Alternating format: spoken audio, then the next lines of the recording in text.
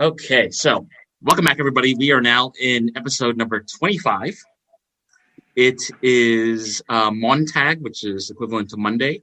This is the 9th of the month of Lipan, so it's early summer, and we are at the Mighty Quill Tavern in the large city of Zadash. It's around 10 in the morning.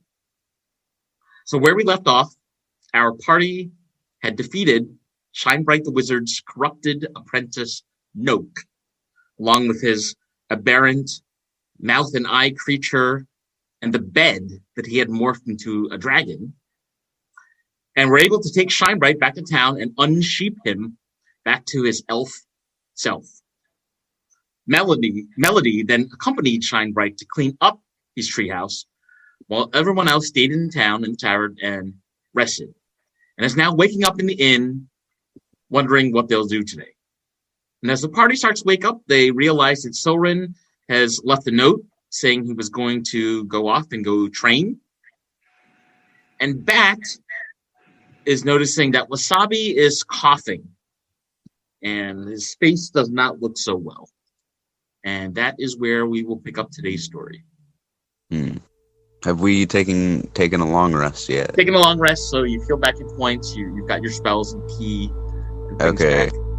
It's a pretty late morning, I would say. It's around 10 o'clock. You were out really late last night, so you're getting a late start, and the dormitory room that you're in is pretty empty. Like, pretty much everyone is cleared out in there, and the other residents of the room are out for the day. It just seems to be the three of you that are left there kind of slowly getting up. I'm gonna go ask Silrin if he could lesser restoration Wasabi so he's no longer sick. So, part of Silrin's note says to you that he tried to do lesser restoration, but it seems like his ability is not strong enough, or like the disease or the condition that Wasabi has is not quite restorable. Well, and I don't know what to do about that. Guess I'll just go. Would a priest help? I don't know. I said priest. I don't know. Yeah, maybe. Okay, is there anywhere I could find like a priest or like a cleric? Yeah, there's lots of places. You can go back to the same place you went super early that morning. Okay, I'll go back there. Yeah. Is the party splitting up, or what's everybody else doing? Yeah, I'll accompany back to, see what we can do with our little quirky fella. I'll go along with it as well. You all have rations, by the way? Are you having breakfast? Or Yeah, I'll have some rations on the way. Yes, same here. So the party makes their way back to Fivewell Square, where they remember they had just been earlier that morning, having brought Shinebright there to unsheep him. And you come across the two different temples, the church to Palor and the one to Yailus. And the one to Palor was the one that you went to last night. Because it's in the morning, you now see parishioners kind of just walking in and out both of the locations. There are a lot of people walking around in the square. It's a nice, sunny morning. Okay, I'm gonna go see if there's any clerics up right now in the temple. Wait, it's a temple, right? Yeah. Yeah. All right, so you walk over to the Church of Palor. The door is wide open. You had actually been there earlier that day, and you do notice that the same robed old lady, the gnome lady that you had met earlier, who had helped Shinebright, and you make eye contact, so she sees you, and her eyes kind of narrow because she's wondering why you're back again. Hey, my rat is sick, and I was wondering if you could heal him. She kind of hobbles over to you and says, "You want to keep a rat alive?" How Yeah, strange. it's not that weird. Well, kind of weird. We kind of don't like vermin in the city. They've been appearing in the city sewers. Their rats are absolutely disgusting creatures. Where do they breed? Where do they come from? They're gross. But you have one as a pet? Yeah. Okay. I'm trying not to judge, but judging from the looks of his face, he doesn't look so good. Yes, exactly why I'm here. Can you heal him? I can try, but I cannot guarantee that my spell will work. Could you hand him over so I can inspect him, actually? I'd like to do a check on his constitution. Yeah, I'll hand him over. All right, so she picks him up with two hands, brings him over to one of the altars near the front of the temple, and she says she really, I'm not sure I understand the poison or disease that your rat has. You might want to find a cleric more powerful than me. Sibo is gonna step up here and speak Gnomish and ask, is there any recommendations? She says to you back in Gnomish, my recommendation is to let him go. It's a dirty rat. She tries to avoid eye contact with Bat while she tells you this. Well, this rat has a very fond history with us as a group, so I understand you don't like rats. I get it, but if we could find someone who can really heal the little mouse fella, that would be great. Yeah, I can tell you from my observations, the disease looks like something I have not seen before. Is there a higher cleric around the town? Perhaps you could walk to the center of town and check out some of the other temples. The Duke, of course, has his own clerics at his disposal, which are much more powerful than us here who pray to Ailor. Thanks and grace be to him above. But you really have to ask yourselves, is it worth it? And she speaks in common to Bat, acknowledging to him, maybe I can see the pain in your eyes that your pet is hurt. But I wonder if your life would be better if you could learn to let go.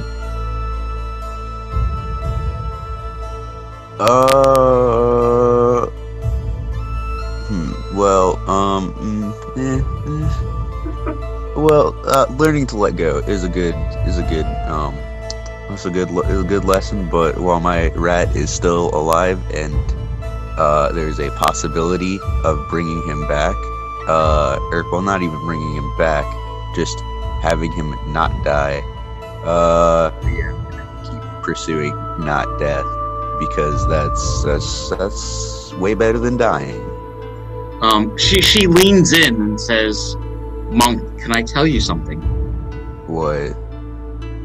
Okay, so I'm actually just going to share this with Gerald in the chat.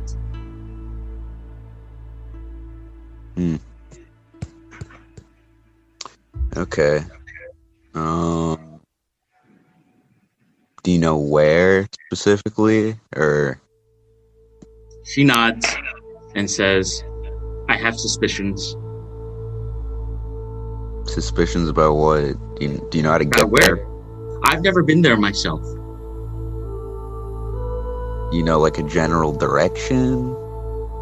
I've heard from other folks praying for their pet animals to survive that animals such as rats and cats and other creatures of this nature are drawn to food.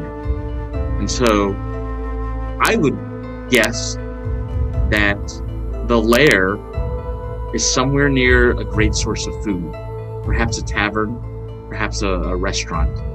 Oh, Do you yeah. know this is like an entrance, like an underground entrance, or are we just gonna start mining? I think you need to talk to maybe some bartenders. Okay. The rest of y'all good with? So Simo doesn't know the context exactly, but definitely heard, like we have to like look for this place. Like he understands that like this is something that we have to investigate in order to get it done, and that involves like talking to bartenders. So Sibo is gonna suggest let's head back to where we're staying and start from there. How about that? Okay. Yeah, I'm good with that. Emir? Yeah. Find some people that might know what's going. Better places to look. Okay. So, we're gonna say thank you to the cleric, gnome cleric. She bows. Yeah, and thanks for all your help. I understand this is an odd request, but this is very important for us. So thanks for understanding. Very. I guess if you love this rat, then you'll do what you need to do to take care of him. I'm sorry that I'm not equipped. That's fine. We'll find the other temple and get him back. It's at this point that you notice Wasabi's finally waking up, and he's coughing some more, and you notice him cough up a little bit of like some yellow fluid that indicates that maybe his lungs or something have an infection. He doesn't look well. Gross. Okay. Let's go back to the place we're staying at then. The Mighty Quill? Yeah. That's just a few minutes away. Yeah. And on our way, can I stop by Armory to find my armor? Yeah, the Bloody Cleaver. Yeah, you can speak to the lady there, pick it up, and she gives you your armor back and says, like, hope it fits you well. Thanks, lady. You're welcome.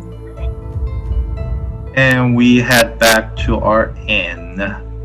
Do we see the bartender? Yeah, so there's not so many people in the inn right now, but you definitely see the bartender. This particular bartender has already been drinking this morning. He's having a beer, and he looks over at you. There's not so many people in the tavern right now. He looks over at you. You've met this bartender before. He's a halfling, a little bit taller than you, Sibo. His name is Garmo. He's a nose ring, brown hair with a shock of white, maybe due to early aging, and lots of tattoos of quills on his arms. So he's just kind of sitting there drinking a beer. There's not a lot of patrons, so it's relatively quiet, and he just nods his head as you come in. Okay, so I guess I should probably explain what I was talking about with the lady. So basically the rat temple is underground, most likely near somewhere that has a bunch of food, like a bar. And the people under there might understand the nature of the disease. So these are rat people, you said? Yeah, it's the yes. Yeah. So are these rats, or are they like humanoid form of like rat kind of people? We already Like met that one. We already met some of them that one time. Mm-hmm. Remember, there's the like half humanoid, half rat. Oh, okay. So they are humanoid. Okay. Yeah. Yeah, some of the really smart ones were able to talk to you.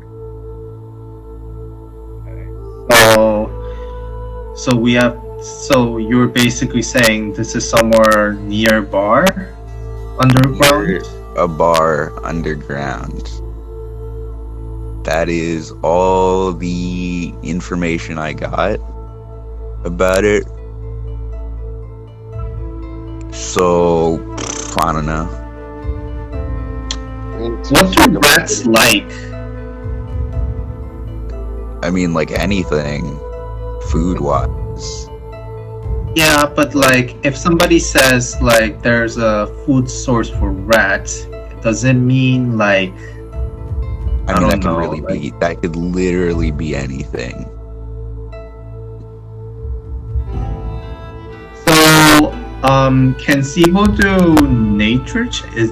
Would this be nature or would this be What do like you- insight? What are you going to do? Like rat people or like rats' nature, like their food sources I mean- and like what they like to be around. You know the same as that rats are into anything and will eat lots of things. Dad, are you gonna initiate the conversation or With the would you like? bartender? Yes. Oh, yeah, sure, I guess. Unless anyone else wants to. We'll follow your lead for now. Okay. I'm gonna go up to the bartender. And ask him, hey, you seen any gigantic rats that are potentially monks or something? He rests his two halfling arms on the counter and looks at you. You can tell he's a little buzzed. And he says, I'm not that drunk. I don't think there is such thing. At least not in my bar. Okay, you at Would you least like a wine or a beer? No, you at least seen some giant holes near your bar. Not my bar, but there are rumors of some things being stolen from another bar in town. Have you heard of it? It's called the Black Arms. Have I heard of this? Have we been to that? You have when you picked up the Ian, the guy with the cat. That's where he was. Garmal also tells you, but if I were a giant rat, I would probably be in the dirtiest, most decrepit bar in town, and that's Malo Misto. It's right by the river. And those are the 3 bars in town. But you stayed here a few nights already, right, Bat? Have you seen any rats in the dormitory or here on my floor? I don't think so. Not I any sweep. of the kinds of rats. Well, I can't say that I've seen gigantic rats anytime lately. Okay. Well, thanks for the info, I guess. I'm gonna head out now. He sort of raises his glass to you and says, "Come back anytime. Beer's on tap." Okay, I'm gonna leave the house. Are you just gonna go from bar to bar asking if they've seen a lot of rats around? I guess. So all we have I to wanted go to on. know, are we heading to Malo Misto first, or are we gonna go to the, what was it called? The other one? Black Arm? Yeah. Let's go to the Black Arm first, because I don't want to go to Malo Misto. Yeah, I think we should follow the rumor first and Yeah. see if it is any truth to that, and then check the other ones. Yeah. I feel like Malo Misto is going to be, we're going to find some big rats, but that's just because it's the nature of the place. Sibo is also kind of thinking about the time that he died from a gigantic rat, so he is he's having little goosebumps thinking about heading to Malo Misto. He's like, yeah, let's avoid it if we can.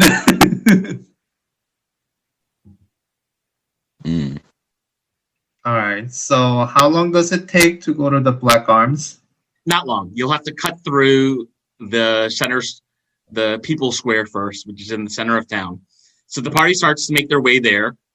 And once there, again, you see the morning hustle and bustle of activity from greengrocers selling all kinds of fruit, apples, peaches, strawberries, blueberries, lots of summer fruits, watermelon, things like this. People weighing cheese and butter and ham. So the morning grocery shopping is being done. And standing on a small pedestal in the center of the square is Huang, the town crier that you met super early that morning. And he's shouting out some of the day's messages. Hear ye, hear ye.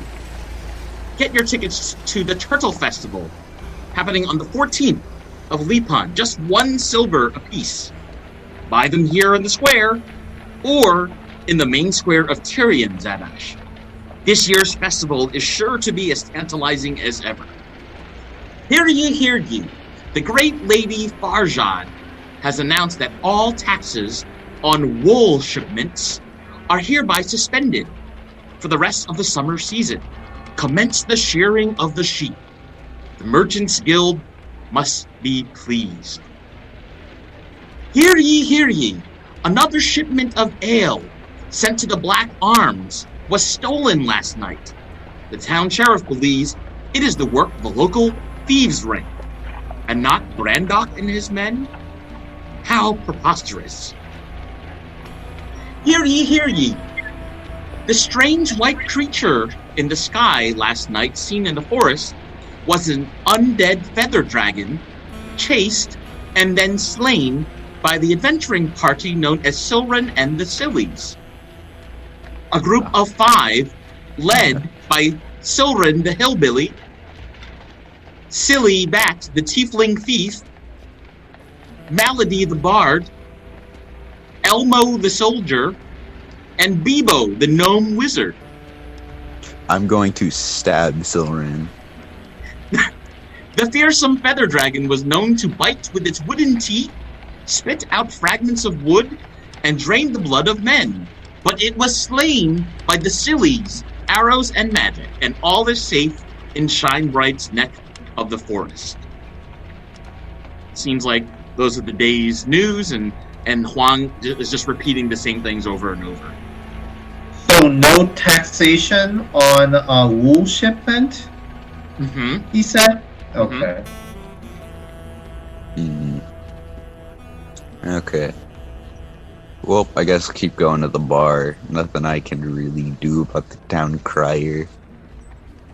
That guy takes horrible notes, I guess. Hey, at least he got your name right. He called me I silly. am Bebo. I am Bebo the Wizard. He called me silly.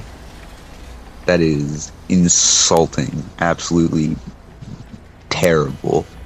Well, I think you have to negotiate that with Soren. Yeah. Soren actually called you silly first. Yeah, he kept repeating that word, so yeah, there's no going back at this point. But at least you got your name right, so I think that's a plus for you. when the guy asked your name back, you said Bat, and Soren said no, that's silly. Silly number 1.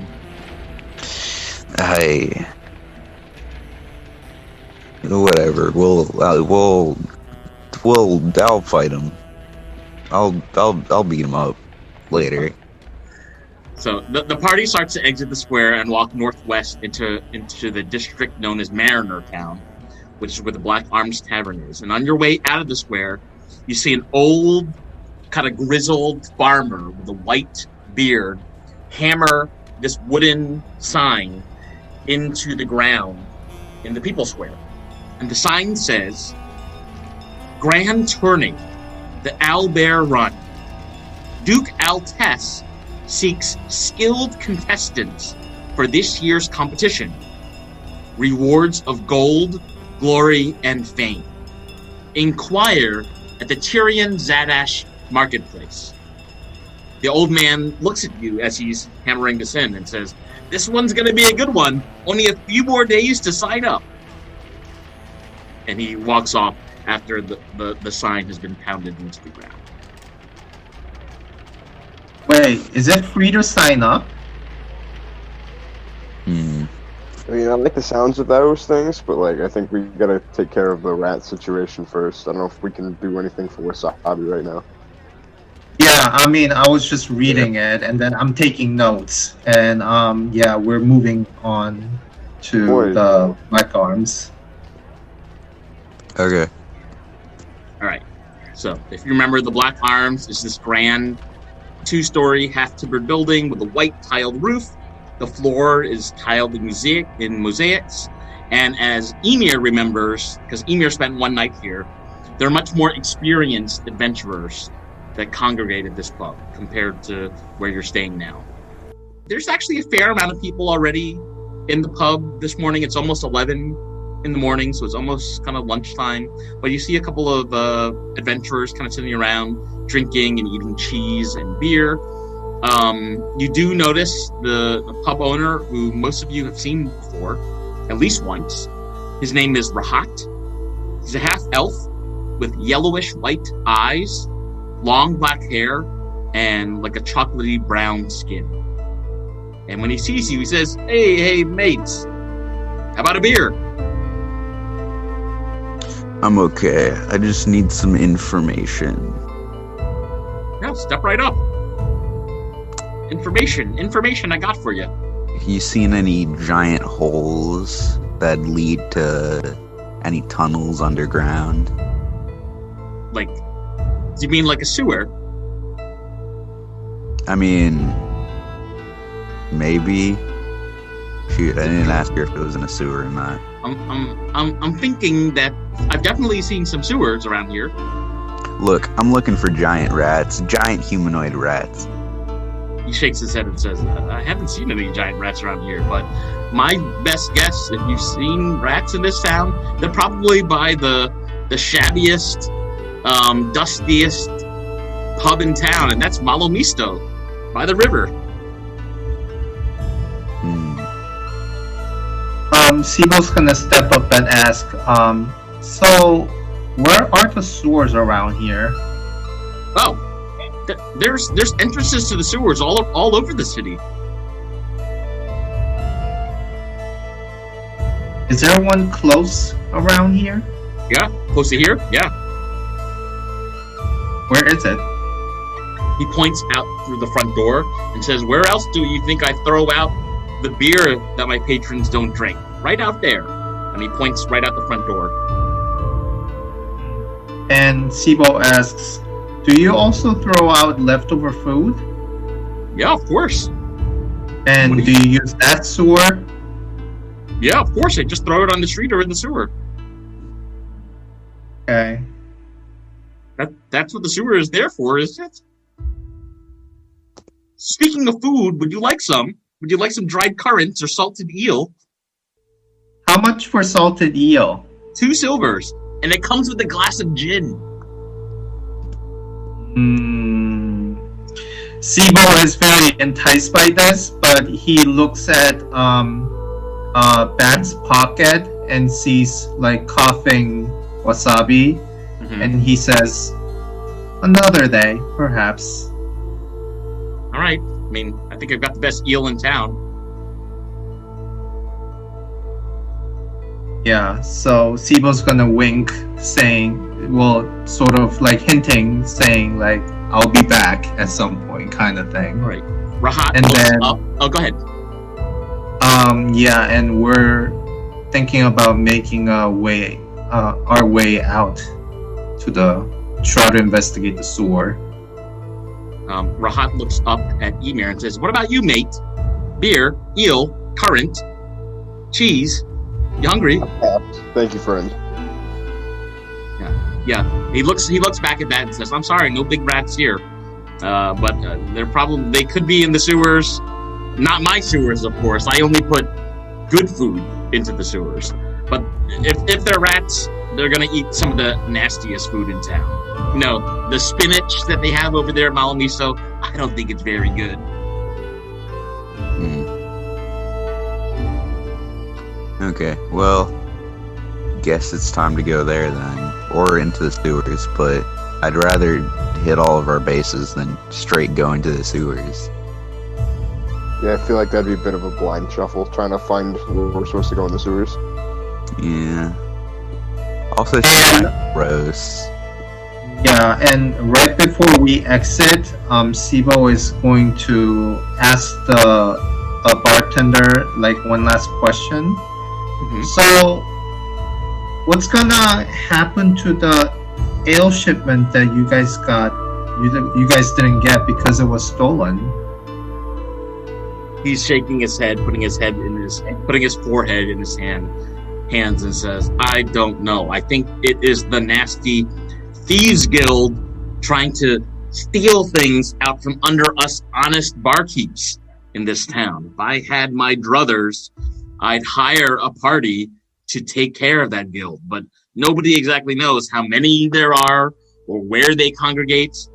I thought for a second that maybe that there were sailors in the Thieves Guild, but I walked around the Arch District and I've never seen a group of thieves meet there before, so I don't know where they are, but if you get your hands on them, I would love to see them put to justice, if you know what I mean."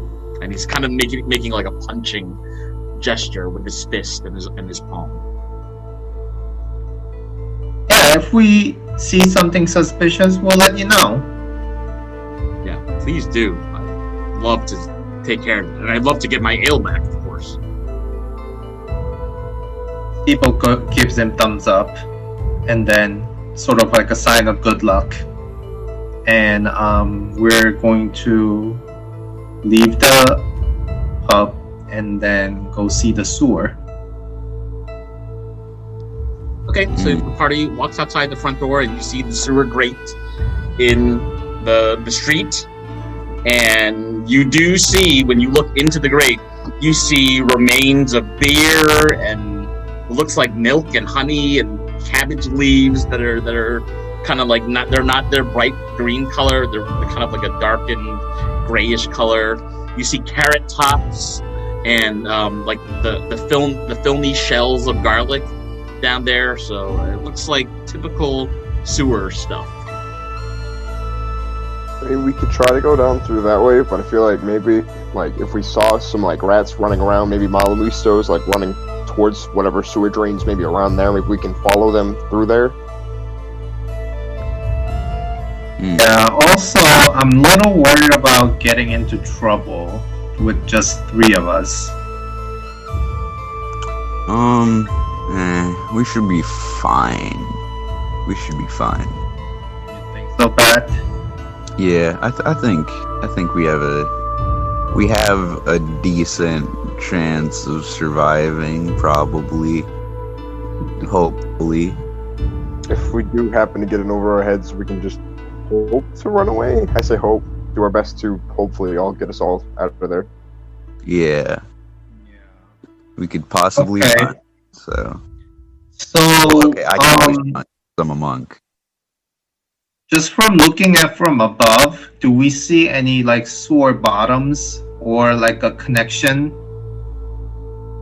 I mean, you can figure out that whatever direction the water flows in this sewer, it's gonna go. It looks like it's going like west to east, if that makes sense. Also, is this sewer looking somewhat like like there's like a drainage and then there's like a walking path next to it? It just looks like a hole that you can see into the ground with bars across. But if you wanted to, I guess you could pry the bars open if you wanted to go into the sewer. But there's no extra walkway that you can see. So it's not necessarily like, something that you see in, like Batman. No, it's not a Batman style sewer. It's a dirty medieval sewer. Would a cistern be a good word to describe part of it? Yeah, you could say that. Your guess from the way that the water flows in the city of Zadash, that the sewer probably empties going east into the ocean. Are we actually thinking about going in the sewers and investigating, or are we just gonna go to Malo Misto? I was gonna go to I was gonna go to Malo Misto first before going into the sewers if we need to go into the sewers. Yeah, I mean, rat people, they're probably underground, so we probably have to go to sewers eventually if we find something. Yeah. I mean, yeah, but it's better to go to a bar than go to a sewer, then come out smelling like shit, and then going to a bar. Although the bar probably also smells like shit.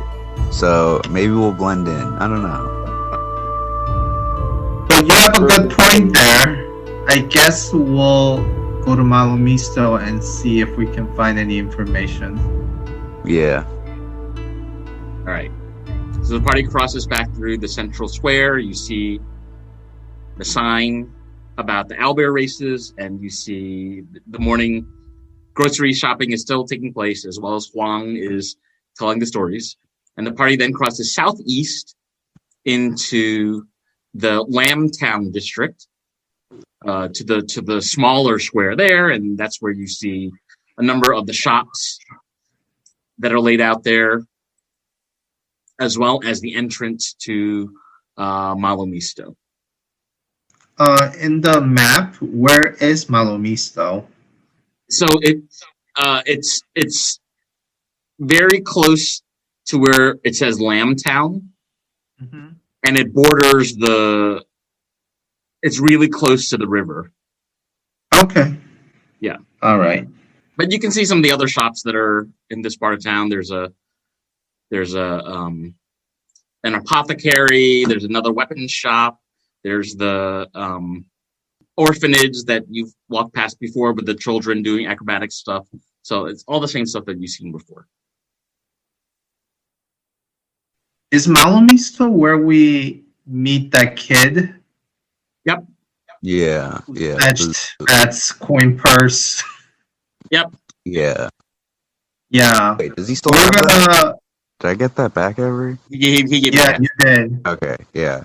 Remember, we had to go in the battle mode, roll for initiative, and then we had to do a sort of a catch. I don't know, hide and seek kind of thing. Yeah, we had to chase him down or corner him or whatever. But you got your coin purse back. Yeah, so. Okay, so we're gonna go in cautiously this time. Okay, let's cautiously walk in. So you cautiously walk into the bar. It's almost noon, and it's starting to get pretty crowded. Actually, this is the most crowded bars of all the bars that you've seen this morning. It's almost noon, and they're starting to serve some lunch.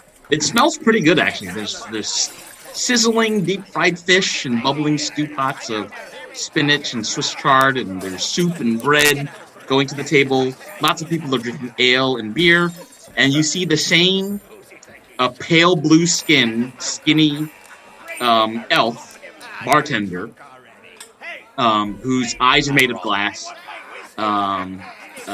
just kind of wiping down the counter behind the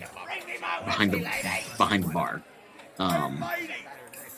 You do see the kid, Caden, sitting there in the corner drinking beer again with his sailor buddies, but you don't notice anybody else that you have seen before. Looks to be a different crowd. I sort of just lock eyes with the kid and just point my hands at him, do a looking at him sort of motion, point my fingers, look, I don't know, keep my eyes on him sort of motion.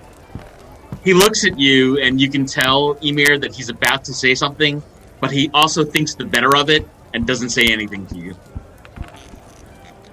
Okay, I guess I'll go up to the bartender. You walk up to the bartender, and he says, "Yeah, someone's there. How can I help you?" Okay, so I need some information on any big rats you've seen, humanoid ones that live underground, that go underground. He nods and says, I do believe we have a rat problem here at Malo Misto.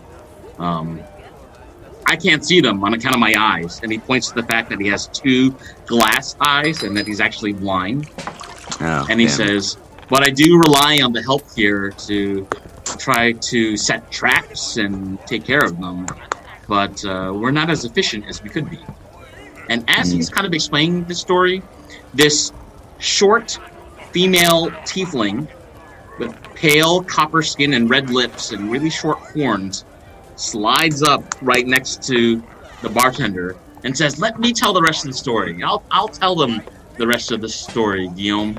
Is she the tiefling from before or no? It's the same one from before, yes. Okay. And she looks at you, Bat, and says, hi. And she bows and says, my name's Auror. Hey, what's up? She says, so, did you come here to rescue us from the rats? No, my pet rat is dying, and I need to find a rat temple that's underground to get the rat monks to heal him. She seems very puzzled by this and says, rat temple? I don't know anything about that, but we definitely have a rat problem in our cellar. These rats are ravenous. They come up here in the middle of the night and steal all kinds of things. One day, I saw a rat take half a piece of bread by itself and sneak it out of the pantry. It's so disgusting what these rats do. I won't take that as an insult. I'm not gonna take it personally. I mean, your rat is cute, though. She points at Wasabi. Thank you. Well, I guess. Could we get into your cellar and check that out? If the rest of y'all are good with that. She blushes and says, you want to get into my cellar? And she blushes again and runs away. Back into the pantry. I'm gonna yell, that wasn't innuendo. The main bartender's there, and he says, "Did I hear you correctly? You wanted to take care of the rats in our cellar? And Yeah, I get wanted rid of to them? check that out. I never said get rid of. I just wanted to check it out. Well, we would like to get rid of them, and maybe we pay you for your services." I don't want to like interject, but like as like players, maybe we could like sorry, player to player, maybe we could like try to get both done, make some money while we're seeing what we can find for this temple. That's true. Not a bad idea. But I don't if that's where the temple, like if it comes from the cellar, I don't want to like end up murdering like a bunch of rat guys. Yeah. Just to be clear, it doesn't seem like the staff here know anything about a temple, but they do know where there are some big rats, and that seems to be in their cellar. I don't know. Do y'all want to do it? Do y'all want to go in the cellar? I mean, you know, whether we do what they are asking of us to do or whatever, I guess, you know, like it depends on the situation. So maybe we can try to migrate the rats to other place. We'll see how we can go about it. Get the rats to move in underneath the Black Arms Tavern.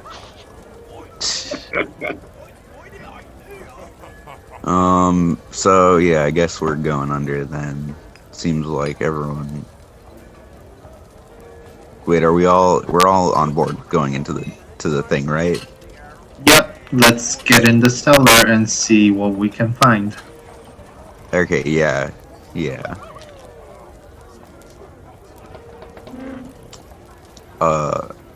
Yeah, so can we... So you're just gonna like walk back to the cellar? Yeah. Hold on, I need to Try pull to up the get a map. deal with the owner before we go down there. Like, Yeah, if we don't yeah. What are you do gonna say? anything.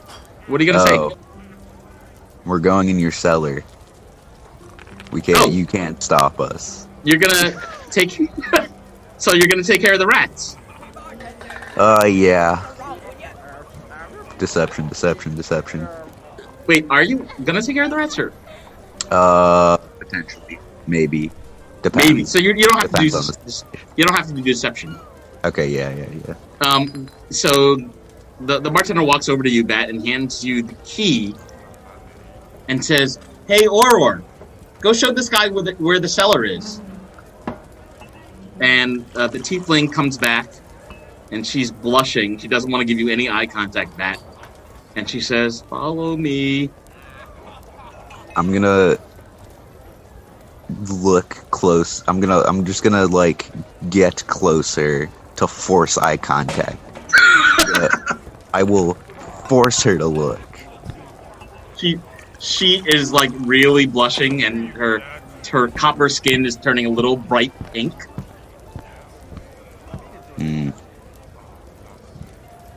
Okay, I'm gonna stop now. That would die.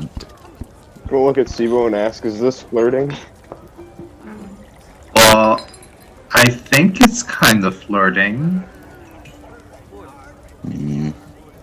But in a very... I don't know. I wanted to see why she's not looking.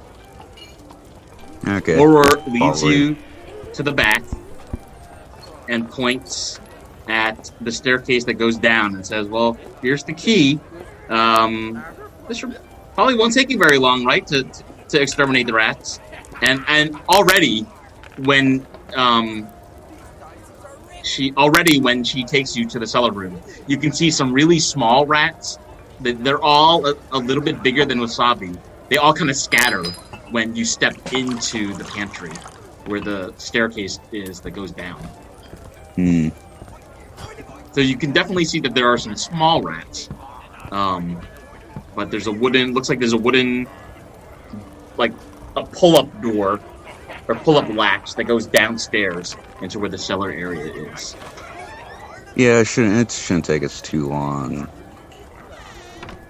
Shouldn't take us too long. Okay, well, we'll all be up here. We're about to serve lunch, so maybe by the time you're done, you can have lunch on us. Maybe. I mean, we'll pay for it. She winks. Okay. Thanks for paying for it. Yeah, well, come back in one piece. Try not to get too dirty, huh? And she winks at you again and kind of like leaves. Gives you the key. Oh, she doesn't give you the key. She takes the key back because she's already unlocked the door to the cellar. And so the door's open, and what would the party like to do? Guess we'll go down, right? Everyone cool with just going down? Yeah. Okay. Yeah. I mean, so do we? Because I'm looking at the cellar door. Mm-hmm. Is it something that you can if they lock it from the top, that means we cannot escape? Yeah. Well, it doesn't look like the strongest of doors, though, so you could probably bust it back open if you needed to. Okay, good to know. Yeah. Yeah, I guess we'll head down. Does everybody have dark? Who has dark vision? Who doesn't have dark vision? Oh wait, shoot. Does anyone not have dark vision? I forgot about that. I have dark vision. Yeah, I do too. I'm the only one here who doesn't. Oh. Okay. I'll pull out a torch and light it from my pack. Okay. So And you're I'm gonna carrying the hand torch? Or you hand it to Emir? I'll hand it to Emir. Okay. So Emir, in one hand you have the torch, and in one here, I guess, you have a weapon or something, or you're not armed yet, I guess, but you could grab a weapon if you needed to. Sounds good to me. Yeah. And what is the position order? Like, who's going first? Who's going last? Probably should be like Ymir, then me, then Sibo. If we're going from like tank to like back fighter. I agree. That way Sibo can have a chance to, keep range. Yeah. So who's first? I shall be first, I suppose. Okay. So Emir first, and then Bat, Yep. and then Sibo. All right. So the party makes their way downstairs into the cellar, and you see all kinds of barrels and crates. It definitely smells like vegetables and fruit. You see a lot of bottles of wine kind of like lining the walls. You see a rack, in fact, of bottles of all kinds of liquor. Some of it is a little bit dusty. There's spider webs. The area that you're in is actually like a 10 by 10 area, 10 foot by 10 foot. It's very dim, so the light is helping. And again, as soon as you walk down, you can hear like the pattering of feet kind of disappear into the walls. They sound like small rats that have disappeared. So are we trying to not kill the rats, or is this going to be more of a, I'm trying to call it, pest extermination sort of situation? Oh, from what I was thinking, I was thinking, like, let's check out what's down here, and then we'll kill the rats. Alright. Just so we don't, like, if it's the big temple that, like, if there's, like, a hole that leads to the big temple, we don't, like, murder a bunch of the leaders or something. Yes, stay on the temple's good side. Yeah. I mean, we probably already are. Yeah, I mean, if we can avoid battle in general, that will be also fine with me, too. Yeah. But if it is unavoidable, I mean, you know, like, yeah, something that we can't really do much about, so. Okay, so, we see the rats, like, disappearing to the wall, so can we investigate wall or any... Yeah, is there anything that we can sort of, like, press or whatever to, like, have, like, a secret door or something that we can lift that we can get in or something? Yeah, everybody who wants to search the walls can make a investigation check. Investigation. I got 23. 23? Okay. Okay, yeah, I probably don't even need to roll. That's 21. 21? Yeah, Sibo, you see there is like behind one of the barrels, you see like a weak area of the wall that if you cracked it or punched it or kicked it, it would form some rubble. And the size of the hole is large enough that you could reach, not only could you reach your arm into it, you could probably fit like a relatively small creature could walk through the hole, but it looks like the hole goes deeper underground from wherever you're standing right now. Okay, so would it be my constitution check if I wanted to kick it? Strength check. Should we... I don't know. Is that what you want to do? Turns trying to do this? Yeah, you can get help if you tell your party. Like it could be multiple people doing it. Okay. Yeah, I got 6. That's not gonna cut it. Okay. Yeah, Sibo, you try, but this wall seems to be way too strong for your gnome arms this afternoon. I guess I'll do a strength too. That's a 13. That's okay. Probably not enough. Yeah, it's that you try to strike at it, but your fists do not seem to be able to connect with the soft spot in this wall. Let me give me a shot. Yep. +5. 23. Yeah, Emir smashes the wall with his big Goliath foot, and the hole is now large enough that definitely Sibo and Bat can crawl through. Emir, because you're so tall, you'll need to keep breaking this down for you to be able to fit. But those of you who can see down the hole right now can see that the passage continues downward underground. Okay, so is Emir gonna try to break it enough so that he can come with us, or are we... Talk to Emir. Yeah, well, I'm discussing with discussing with the party. I mean, I can, continue to try to break at it. Rather stick with you guys than be stuck down here in this one spot. Probably. Probably shouldn't split up the party in a dark area like this. So I guess just hammer it at it more. See if it'll break open. Okay. Who's doing that? Does that involve rolling another strength check? Yes, it does. All right, I'll do that. Okay, you can do this with advantage now because you've already got a good angle on it, Emir. All right. 19 plus 5 would be 24.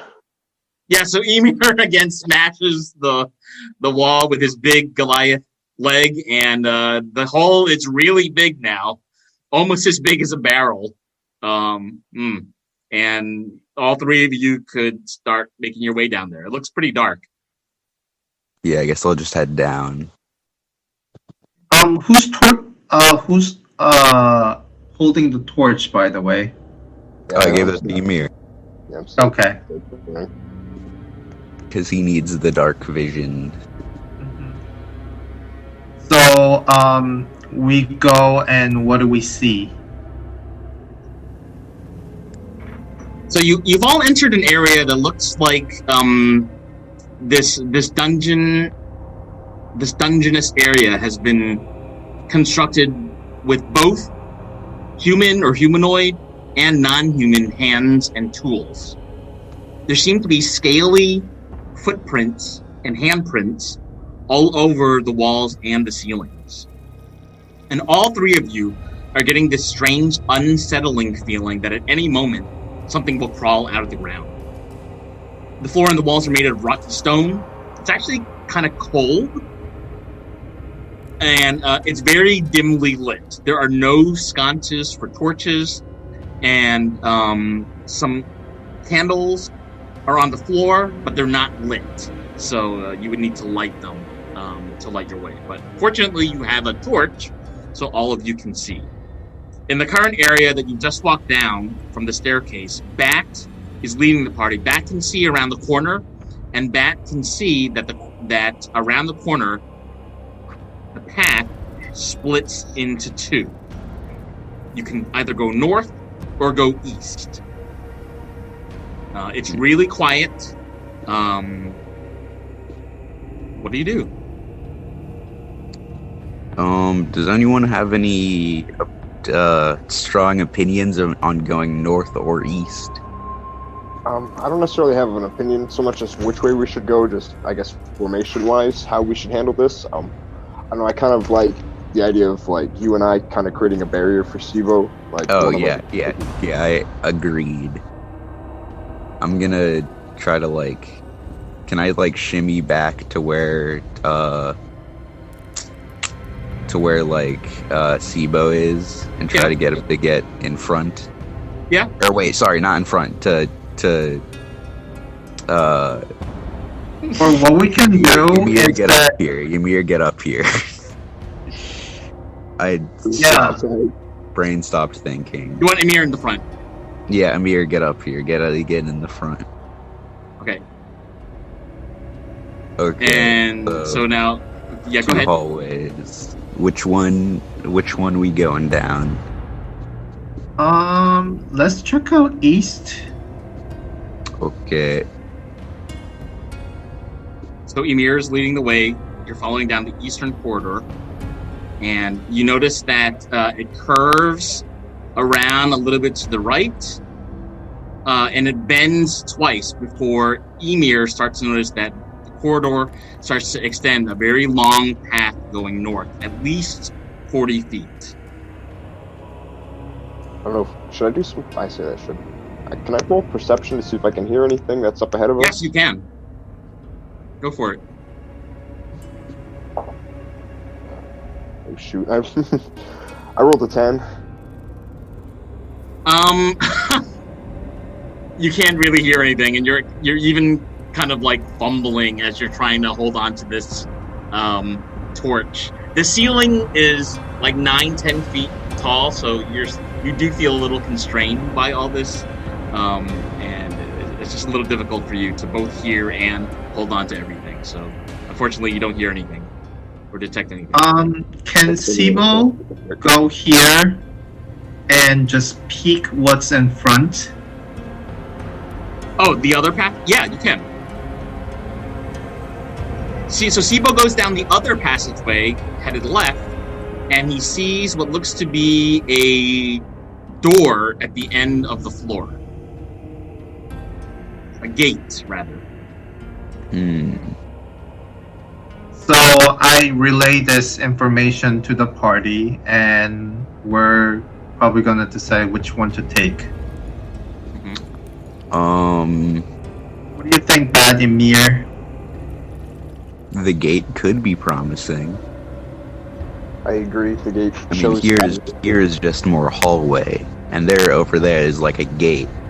It's really hard to justify why it's more interesting. It just is. Yeah.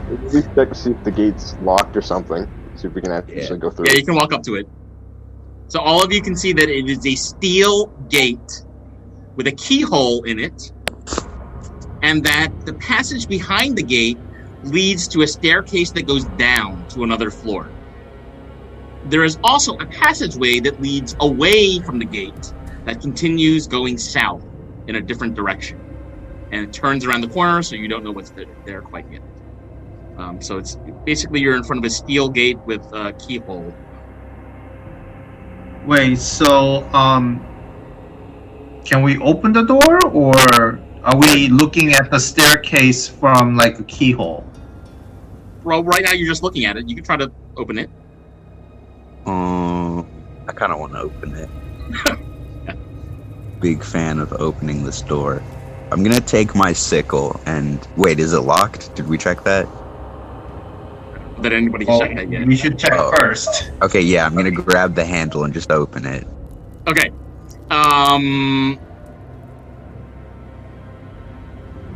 It's definitely locked. Okay, I'm gonna take my sickle and try to pick the lock.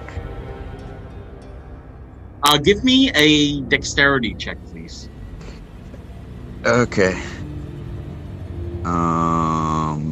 Dexterity check. It's like +3. It's not plus? No, yeah, it's +3. Damn. That's an 11. Yeah, that you can tell even with the tip, the metal tip of your sickle trying to get into this keyhole that it's not going to work.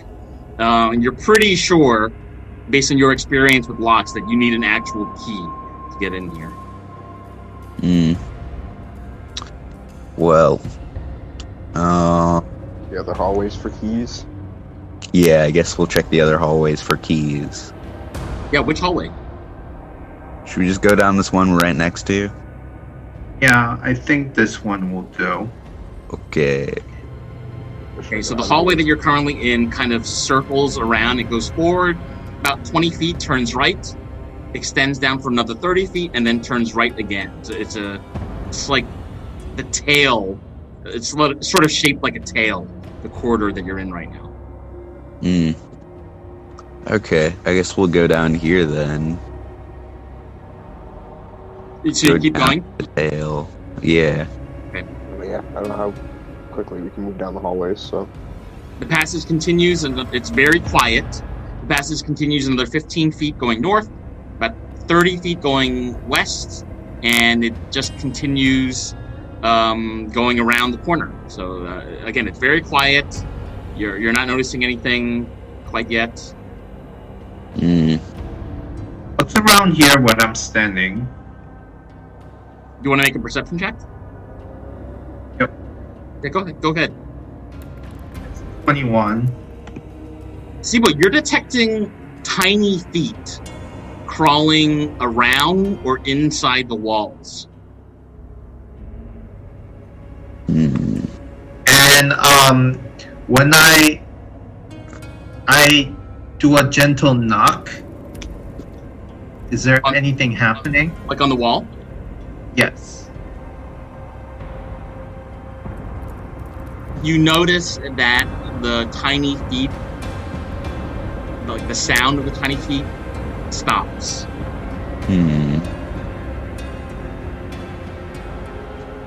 And as I was hitting the wall, did the sound that I got back, did it feel like deep? Like, did it sound like it was like distant, or did it feel shallow, like it felt close to the wall? It feels like the direction of the feet was continuing down the corridor. Did the door sound hollow? I mean, did the wall sound hollow?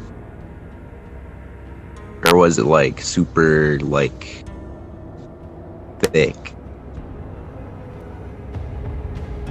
In which direction? Like where you're currently standing, or down the hallway?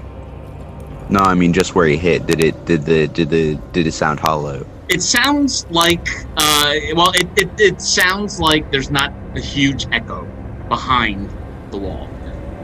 Okay. Does that answer your question? Yeah. It might be slightly further then, from my judgment. Would you agree, Pat?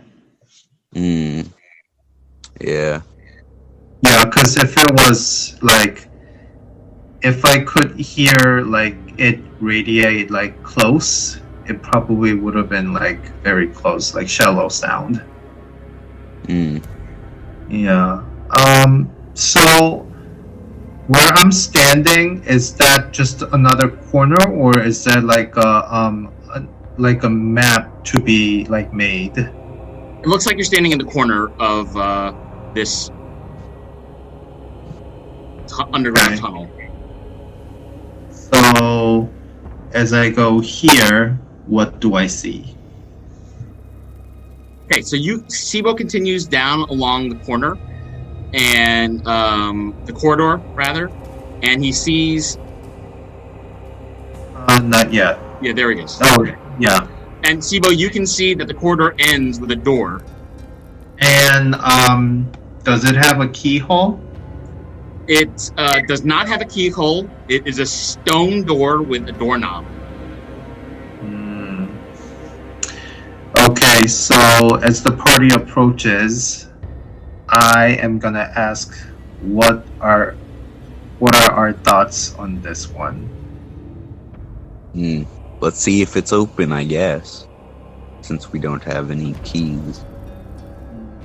And I look at Emir and say, "A little help, big guy." Yeah. So yeah, I guess I'll try to open the door. How? Does it have a sort of door handle that I can try to? There's a doorknob, yes. All right. I'll use the doorknob. Yeah, it's stuck. It seems like you're gonna have to smash through this door or knock it down somehow. Yeah, is the construction of the door, I guess, smashable? It's a stone door, so only one way to find out. All right, strength check. I'm gonna hit it. 17 plus 5. It's 23. It's sorry. 23 works. So, Emir, you're the first to see. You see, Empty space? What's that? Is it empty space? It's a room that is about 15 feet by 30 feet or 35 feet. And as soon as you open the door, two beings appear. They are elves with shocking white hair and very dark skin. And they look very angry. There's a male and a female. The female hisses at you and says, "What are you doing in our lair?" And she casts a spell immediately. I'd like everybody to please roll for initiative. Damn. Not even gonna let us finish the question. Or I mean, not finish, answer the question. Yeah, it seems like she was like ready for something. So yeah, That's a 12. 12. Okay. I'm not rolling too good. 16. Same here. So Emir goes first because he has higher AC. Yeah. Is that how it works? How does it work? Oh, you have to have a higher initiative. I think it's the person with the highest initiative. Oh, like the okay. My initiative bonus is +3. So you would go first. I get a +1. Okay. Okay, so I'm gonna type this in the chat, the turn order, so everybody knows what it is. And decide what you would all like to do. So these are drow. These are called drow elves. They're largely known as evil elves, typified by their white hair and dark skin. That's typically what they look like.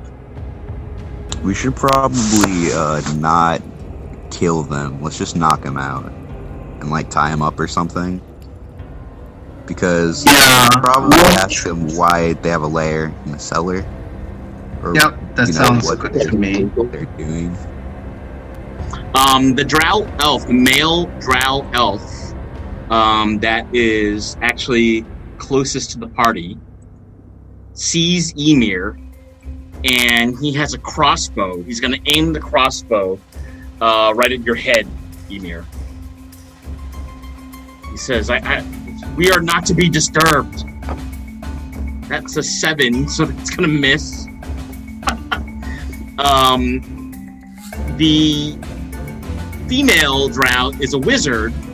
She is going to cast a spell, and that spell creates a giant fly. It's buzzing around.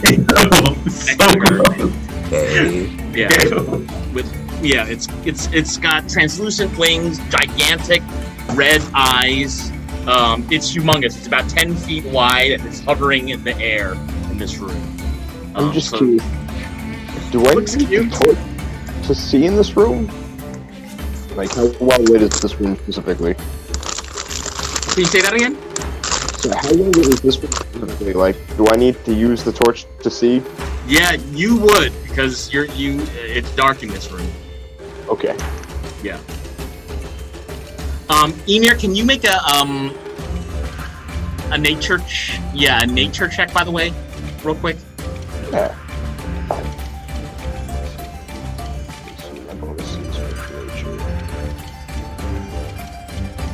-1, so 12. Okay, Ymir, you know that this creature is called a chasma that has just been summoned. And from your knowledge of chasmas, they're sort of a human-fly hybrid that can attack with its sticky proboscis, like its nose, or it can beat its wings and create a horrible droning sound. You also know that it could kill you with one hit. You personally. Whoa. Oh, okay. This is what you know. And that's the end of the drow woman's turn. We're gonna go next to Ymir. I'm sorry, Sibo. What would you like to do? Sorry. This is not gonna be fun to get hit by. So you can hear all this stuff is going on. You can't really see any of the enemies yet. You don't have a direct line to any of the enemies, but you can hear somebody was talking to Ymir, and you hear like this buzzing, wing flapping noise from a large creature. So are we trying to escape, or are we gonna try to fight? You only have 6 seconds to decide what you're gonna do. I mean, 6 seconds to perform your action, rather. What do you think, Matt? Sorry, I mean, try to make this a discussion. Yeah, that would be metagaming, so I'm gonna try not to do that. Sibo, what would you like to do? I am going to... So... Dash would give me twice the movement? Yep. Yeah. So I am going to use dash. Okay. You're gonna run away. And then I can go here, right? Are you still encumbered? Because you have your armor back. Oh, in that case, I can be here. Yeah, I think so, yeah. You can go 40 feet away.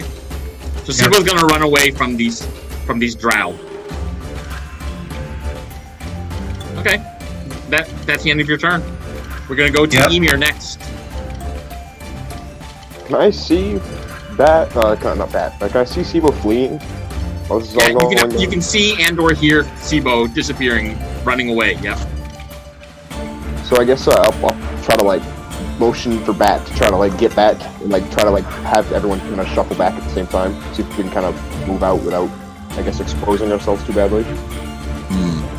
Are you gonna say anything so that Bat understands? Probably just be like, we need to get back. Okay. Okay. You say that to Bat. Are you also gonna move though, Emir? You could prepare an action to move when I move. You can also push Yeah, Bat out of your way if you wanted to move behind it. I guess now I'll prepare an action so that way I'll move out of the way when he does. Okay, so what are you preparing? I guess to back up as Bat backs up as well.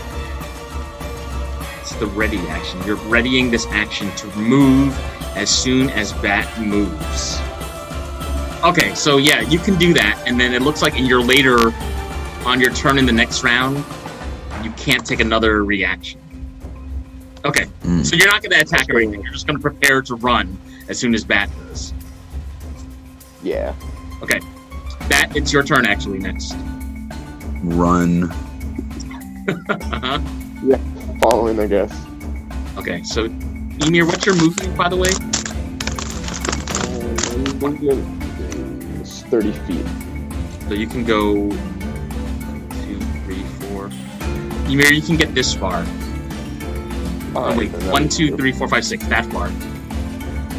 So everyone is kind of like not going into the room. The fly, however, does get a turn, and the fly's movement is really fast. It's gonna buzz and shoot out of the room. Fit down the hallway. Wait, it can squeeze through there? Oh, actually, I'm sorry. Emir, before you run away, you have to make a Constitution check because you could hear the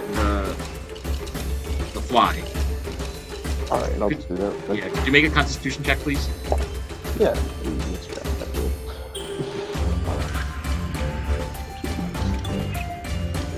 So I rolled an 8. So, on an 8, you actually can hear the beating of its wings, and it creates this horrible droning sound that that causes you to fall on your feet, so you can't run, and you fall unconscious in the doorway. Lovely. Yeah. What that means is the fly actually can fit into space because it can contort and crawl on ceilings and floors and walls without any difficulty. But because Emir fell down unconscious, the fly is going to fly right over to Emir and attack it with its proboscis nose. Well, I guess this is going to be me for a little bit. Okay, let's see. That is 16. With 16 not hit because I have 18. Yeah, your armor class is 18, so it misses. And that's the end of the first round. The elves are kind of shouting, "And stay out of our lair!" They clearly have realized that Emir's comrades have left him.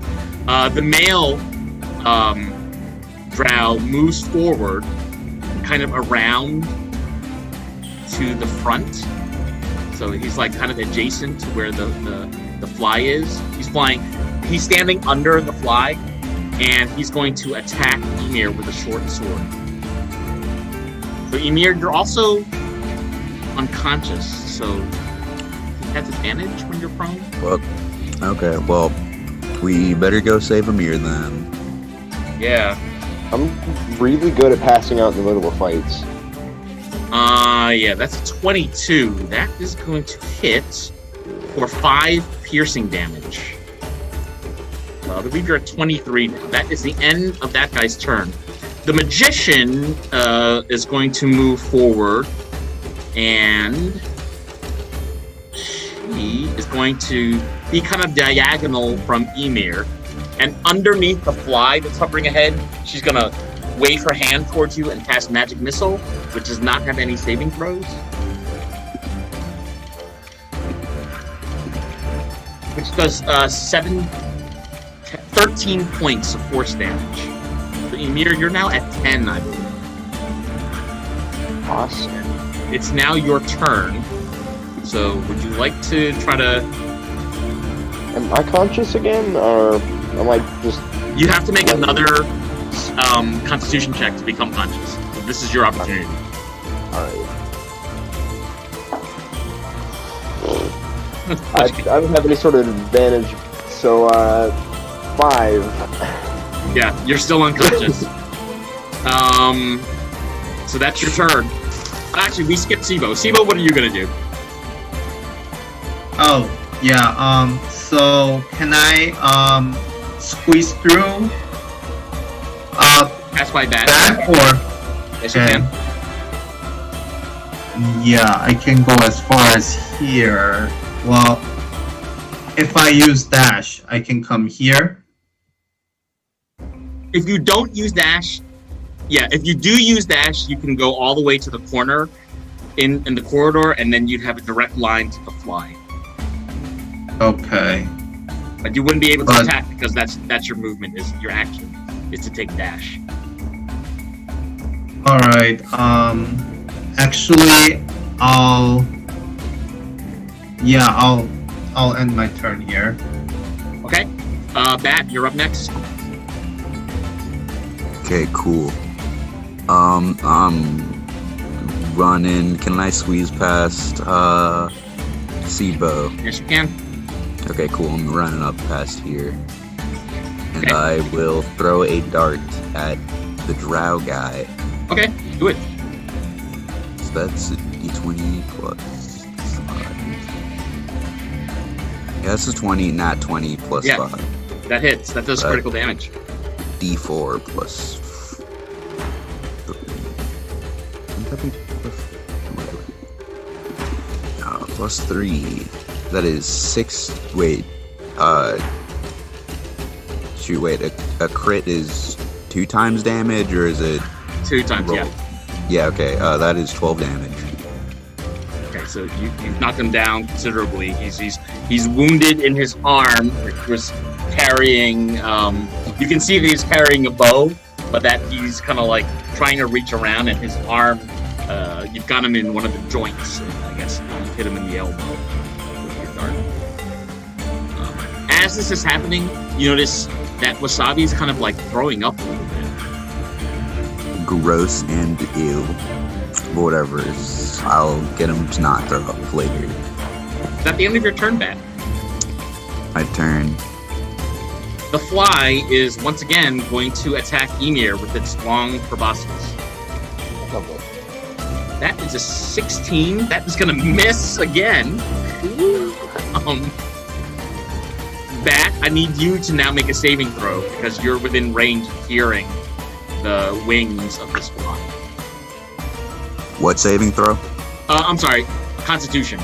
You too, you as well, Sibo. Damn, that's a 13. Sibo? No, I'm gonna luck point that. No. that. Hold on. Never mind. Still 13. Bat, you don't have to luck point that.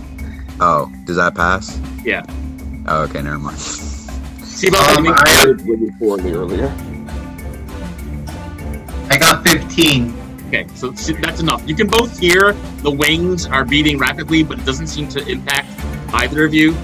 You both kind of have figured out that something bad must have happened rapidly for Ymir to go down so quickly, because it doesn't look like he has that many wounds on his body.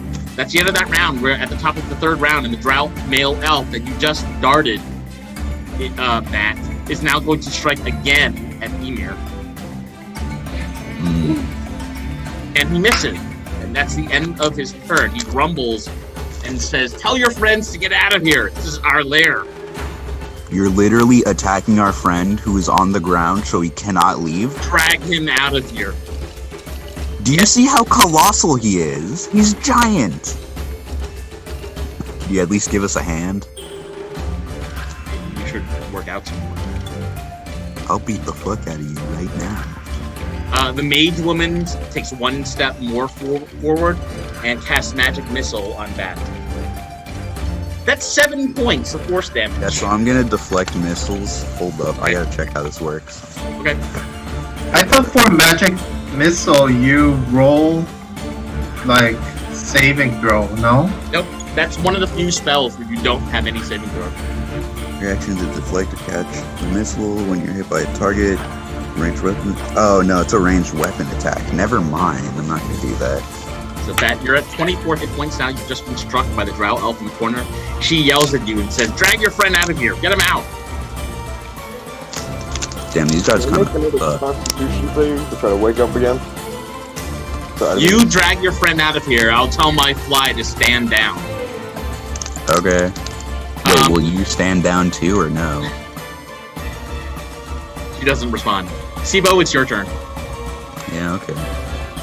Okay. Well, from what it seems like, I am going to try to defeat these people. Okay. I am going to attack the fly with my longbow. Yeah. 22. So that hits. And also, that's 9 damage. 9. Okay. And then I am going to use my bonus action to do Hail of Thorns. Ooh. Where are you gonna center it? Because Emir could also get hit, so you got to be careful. Here. Okay, perfect. So that will also target the magician and her colleague. Okay, go for it. Oh, do we need to make a save? Yes, you do. Which one is it? It's Dex save. Dex? Okay, so I'll start with the Chasma. You got a 13. That's a fail. Okay, and then the magician got a 12. So that's a fail. That's a fail. And her colleague got a 4. So they all fail. They So what all happens? fail. Yep. So the damage is 8. Yikes. And then because the male drow, what's that person? The male drow, yeah. Yeah, because he's hurt. You do more damage from Colossus? Yes. Go ahead and roll. That's another 6 damage. Sibo, that's exactly enough. Could you tell us how you murder this elf? Well, I'm gonna knock it unconscious. Okay. Uh-huh. Tell us how you do it. So as I hit the fly and the hail of thorns sort of, spike them and they're bleeding from it, and then drow elf, the male drow elf, seems to be hurting more, and then he starts to bleed a lot, and as he loses a lot of blood, he starts to lose his consciousness and falls on the ground. Yes, so both Emir and the drow elf are unconscious and lying on the ground next to this fly. Well done, Sibo.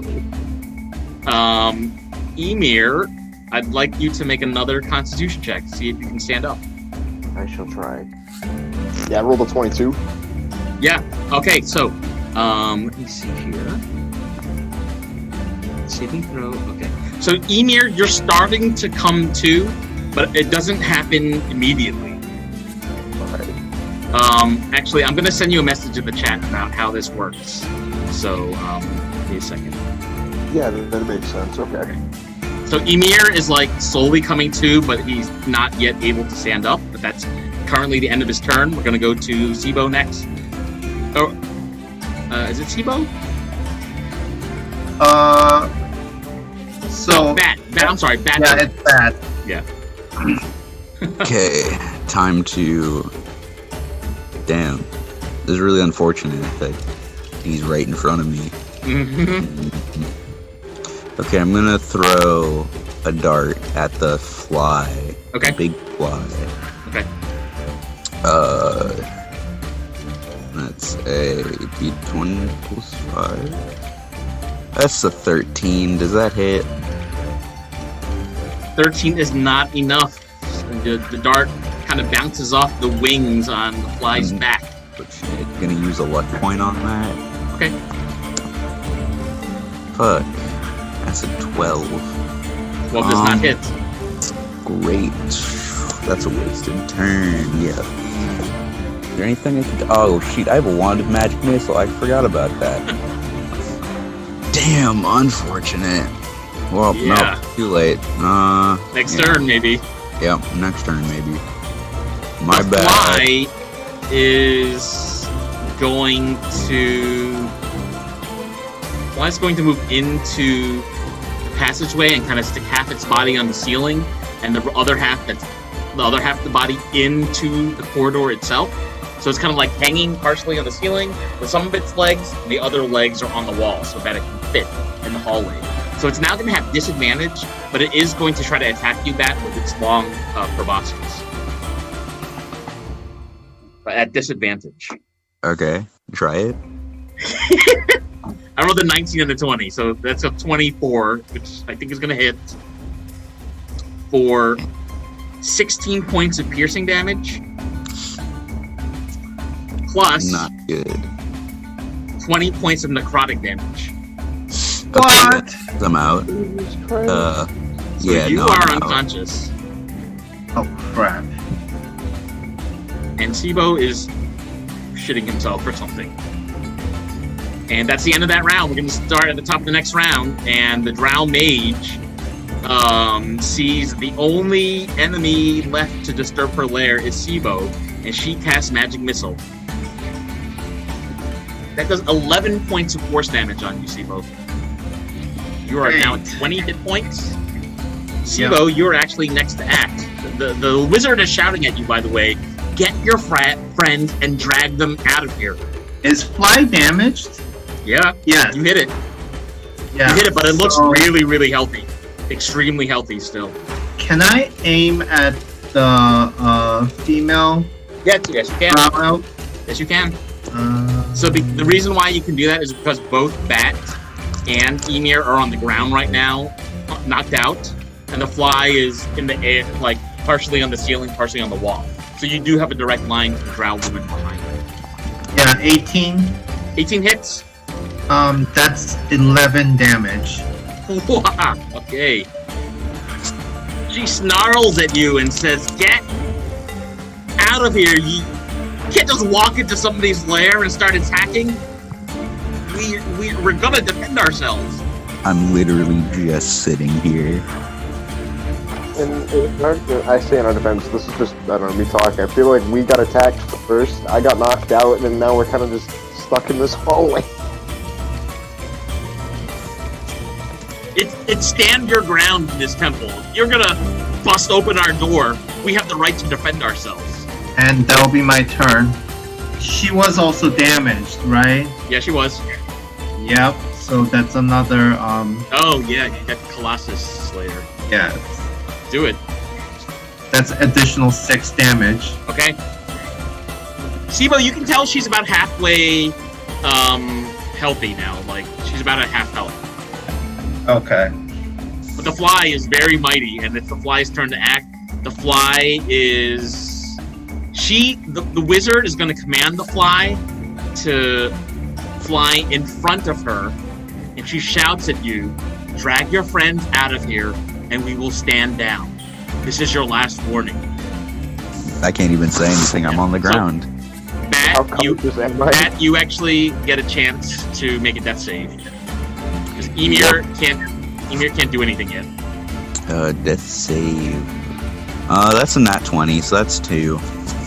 That means you're alive with 1 hit point, and you can complete your It's turn. live at 1 hit point. Never mind. Thought it was just 2. No, these are my house rules. Like, if you roll a nat 20 on a death Yeah, save, yeah. I let you come back to life. So, You can stand up and do something. I guess I'll start dragging Ymir out. Okay, can you make a strength check, please, at disadvantage, because Emir is, like, really heavy. Yeah, I'll try my best. You know what? Just discredit me. Just throw me away. Just. Go for it. I'm trash. I'm trash, is what I'm saying. That was a 4. He's too big. He's just too big. Bat, you notice when you start to try to drag Ymir, it seems like Wasabi understands what you're trying to do.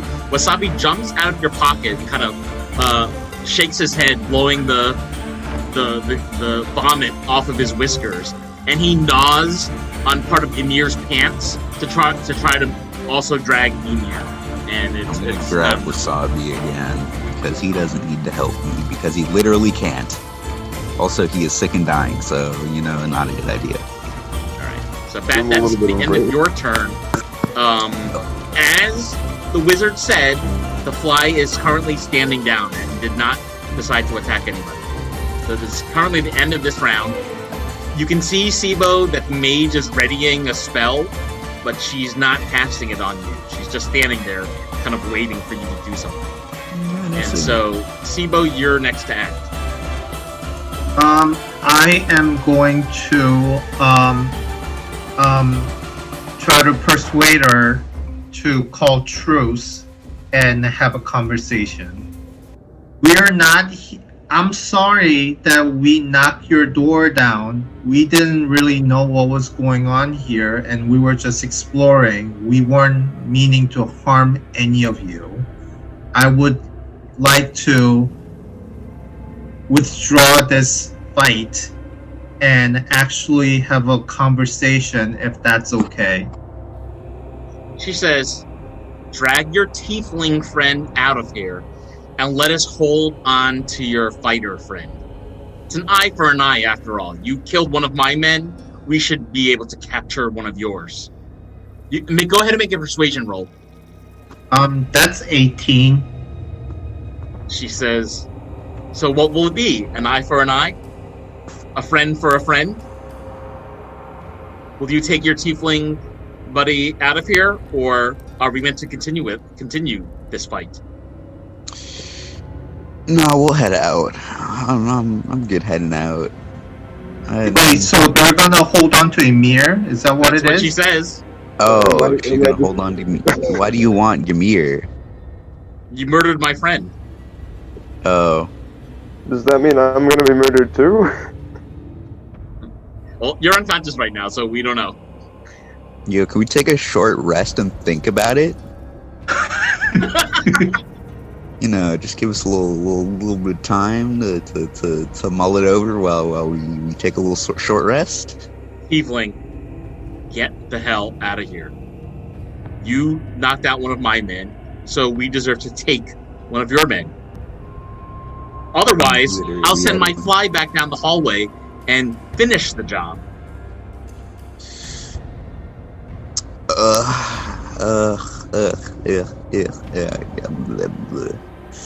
I hate this situation, but I feel like we should take that offer and try to rescue Ymir. No. I'm at 1 hit point, so I'm gonna fall literally immediately, and then you're hurt, but you're not dead yet. So once I fall, you're just gonna be at the back of the stairs shooting, probably. Could the two of you drag me? I don't know, between the two of you, is that possible? To drag you out of here? Yeah. I mean, once we start dragging, they can just hit us with another magic missile or something. Because it is a hallway fight. Also, you're way too heavy. Yeah, with the heaviest guy in the front, it's going to be really difficult for the party to carry him, but not impossible. The problem is they want to keep him. Because you murdered her friend, her colleague. So what are you going to do with him? Are you just going to murder him? So, what are we going to do with him? We're going to sacrifice him. Oh, okay, yeah, that's kind of cringe.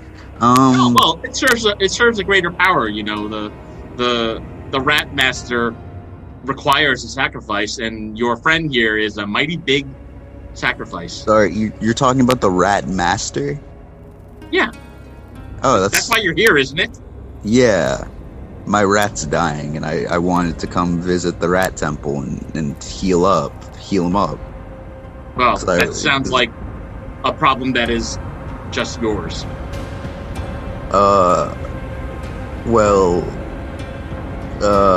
And you've also created a problem that is just yours by murdering my man. So Yeah, what we would like to do is take your fallen comrade and sacrifice him to the Radmaster below. And we will decide not to murder you for that favor. Wouldn't you say that's a great deal? No. In that case, I wouldn't. if you say no, in that case, fly, attack. Well, give me a second to ponder it. Give me a second to think about it. Give me a second to think about it. Come on.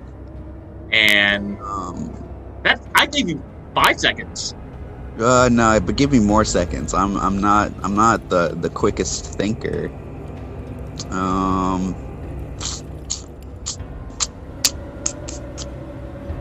Okay, so gang, here's my thought process about this.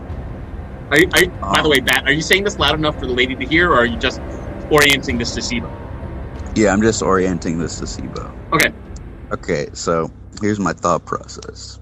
So, we probably cannot take her and her giant fly in a fight, most likely. And Ymir is... I'd rather not sacrifice Ymir right now. So I'm telling Bat. So she is mad about me taking out the male drow elf. So what if I casted Goodberry and feed it to the elf? He's dead. He's dead. Wait, didn't I say? No, he's not dead. Yeah, he's like knocked out unconscious. Oh, yeah, he's unconscious. You said it was go non-lethal. heal him. That's true. You said it was non-lethal. I was about to sacrifice myself for Ymir. Yeah, go heal him. Yeah, so I was thinking maybe if we heal, like if I feed him good berries and then heal him, maybe the first thing you need to do is stabilize him. So I need you to make a wisdom check, and if you pass, then yes, you can stabilize him.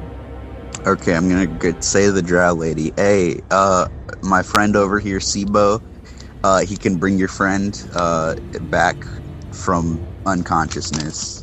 Really? Good, yeah. So he's not just a ranger. He has other assets. Okay, yeah, I know rangers suck, but yes, they do have other assets. Not a diss to Sibo, just a diss to the class. And Ranger, what is it that that we will have you do? I will cast a good berry and feed your friend a good berry to stabilize him. This sounds so innocent of a plan. Tell you what, I will allow you to step forward and have a look at my man, but at any moment, if you do something to harm him, we will be forced to attack. And she sends her fly to hover above the bodies of both Ymir and the drow, and she beckons you, Sibo, to move forward to her colleague. So I'm standing here, right? Yep. And go you ahead said and make a wisdom check. Wisdom check, okay. Yep. This is to stabilize. That's 21. Yeah. So the drow sort of comes to consciousness, his head resting in your arms, and doesn't realize that it's not his ally that's getting him awake, it's you. And he shudders in fear and says, What's happening? We didn't want this fight to happen, but it happened, and I'm sorry for what has happened. But I would like to have a civilized conversation with you all, if that's okay. After you struck me down? And the drow magician in the back says, calm down. We made a deal. He will revive you with berries. He will revive you using his ranger capabilities. So please allow him to feed you something that will heal you. Then I cast good berry, and then I put one berry in his mouth. He takes the berry and eats it, and he gets healed by that. I guess 1 hit point. and he bows and thanks you, and says, "Oh, if you were going to heal me, why did you hit me to begin with?" It was a huge misunderstanding from the beginning. We were both trying to defend each other, and in the course of action, we harmed each other. So it was a huge mistake. And it was a misunderstanding. So I hope everything is clear now. The wizard in the back bows and says, "What's done is done.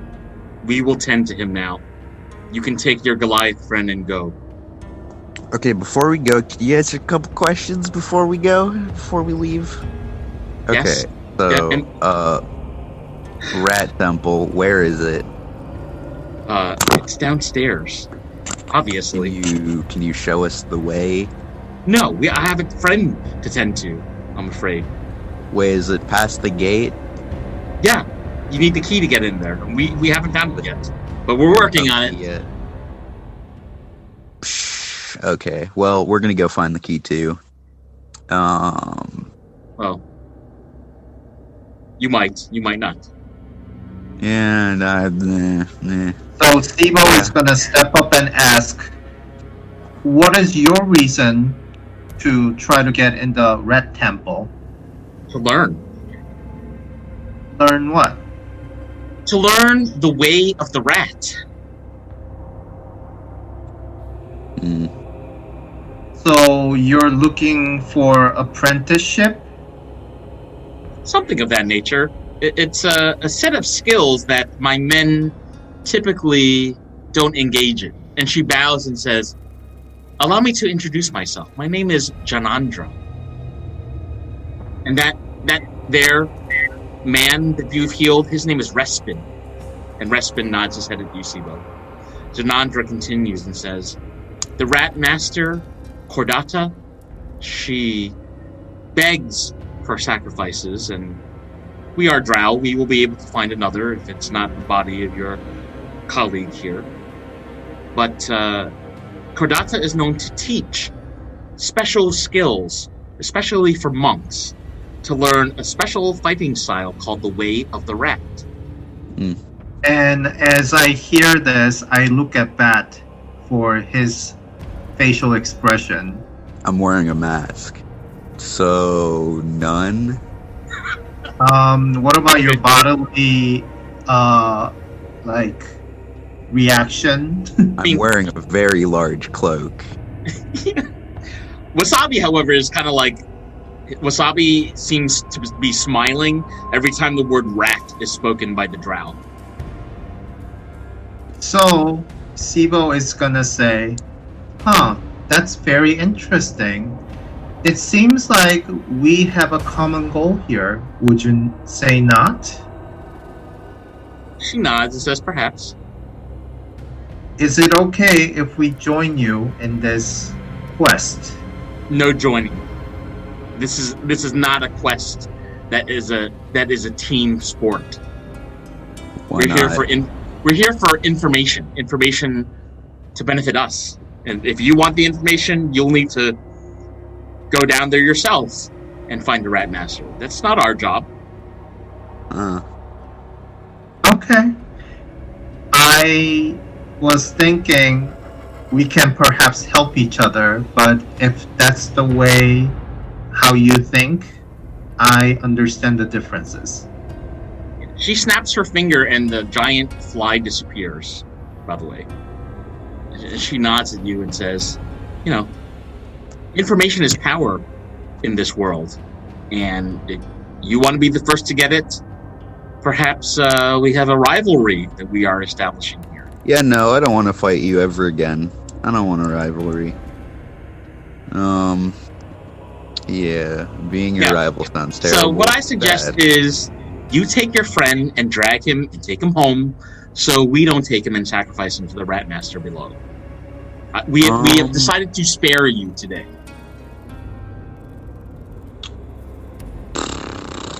Well, Okay. I need to get my rat healed, though, is the problem. So Sibo is gonna nudge at Bat and say, whisper, I think we should get out of here. I don't think there's a way to sway these people. Wasabi is dying. I don't know. We'll find a way on our own. The magician Janandra waves her arm, and you see the stone door looks like it's reformed, and that the door is shut to their lair. So it's just the three of you now in this crowded corridor. Damn, okay, not even gonna say bye. Well, So, Sibo is gonna give the rest of good berries to Bat to heal up, so there will be 9 hit points. okay, cool. Okay. So Bat is now at 10. And what are you going to do with Emir? Is he conscious? Not really. He's like in between totally unconscious and being stabilized, but there's something that you kind of need to do to fully stabilize him. So the two of you, Bat and Sibo, you could both make an Arcana check, or an Arcana check or a Medicine check, and if you pass, I'll give you some more information. I got 18. In which one? Arcana. Are we rolling sorry, for I was both? muted. I gotta Arcana fix and medicine? No, I just wanted you to tell me which one it was. Oh yeah, it's 18 Arcana. Sibo, you realize that the way to be revived from the attack of the Chasma with the Chasma's proboscis is to be splashed on with holy water. Okay, I guess, yeah, we have to go up then. To get the holy water. So, but before we continue, I'm going to give each of the three of you 220 experience points. I'm sorry, 250 experience points for room exploration, interaction, and surviving this battle. Yeah, otherwise we would have all dead. Yeah. Ugh, that was not good. Would have been very much good. Yeah, but we managed to get Emir out. That's good. I think that's a Yep. achievement of yourself. Just a DM tip for the future. Instead of like just bashing a door, maybe listen at it a little bit, inspect it. Although, to be fair, that's Emir's personality to just smash things. So you're playing your character. Maybe Ymir needs to, like, I don't know, go through some learning. I don't know. Yeah, maybe. It's a progression. Ymir learned something today. Can't just hit everything, expect it to work. That, and he's very Can't just smash things. All right, so let's say between the two of you, it takes about another 2 hours to eventually make enough strength checks to drag him all the way to the staircase. It takes quite a bit of time, but you manage to get him there to the staircase. And you can see the afternoon sunlight, a little bit of it coming from the tavern above.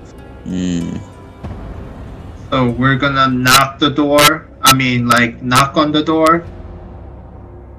Well, you have to get him through that little tunnel that you kicked open. Remember, Emir kicked the wall, and all this rubble came down, and you were able to climb down this tunnel? You're gonna need to drag him up the tunnel first. To get to the cellar, yeah. Strength check. Another strength check, yeah. 17.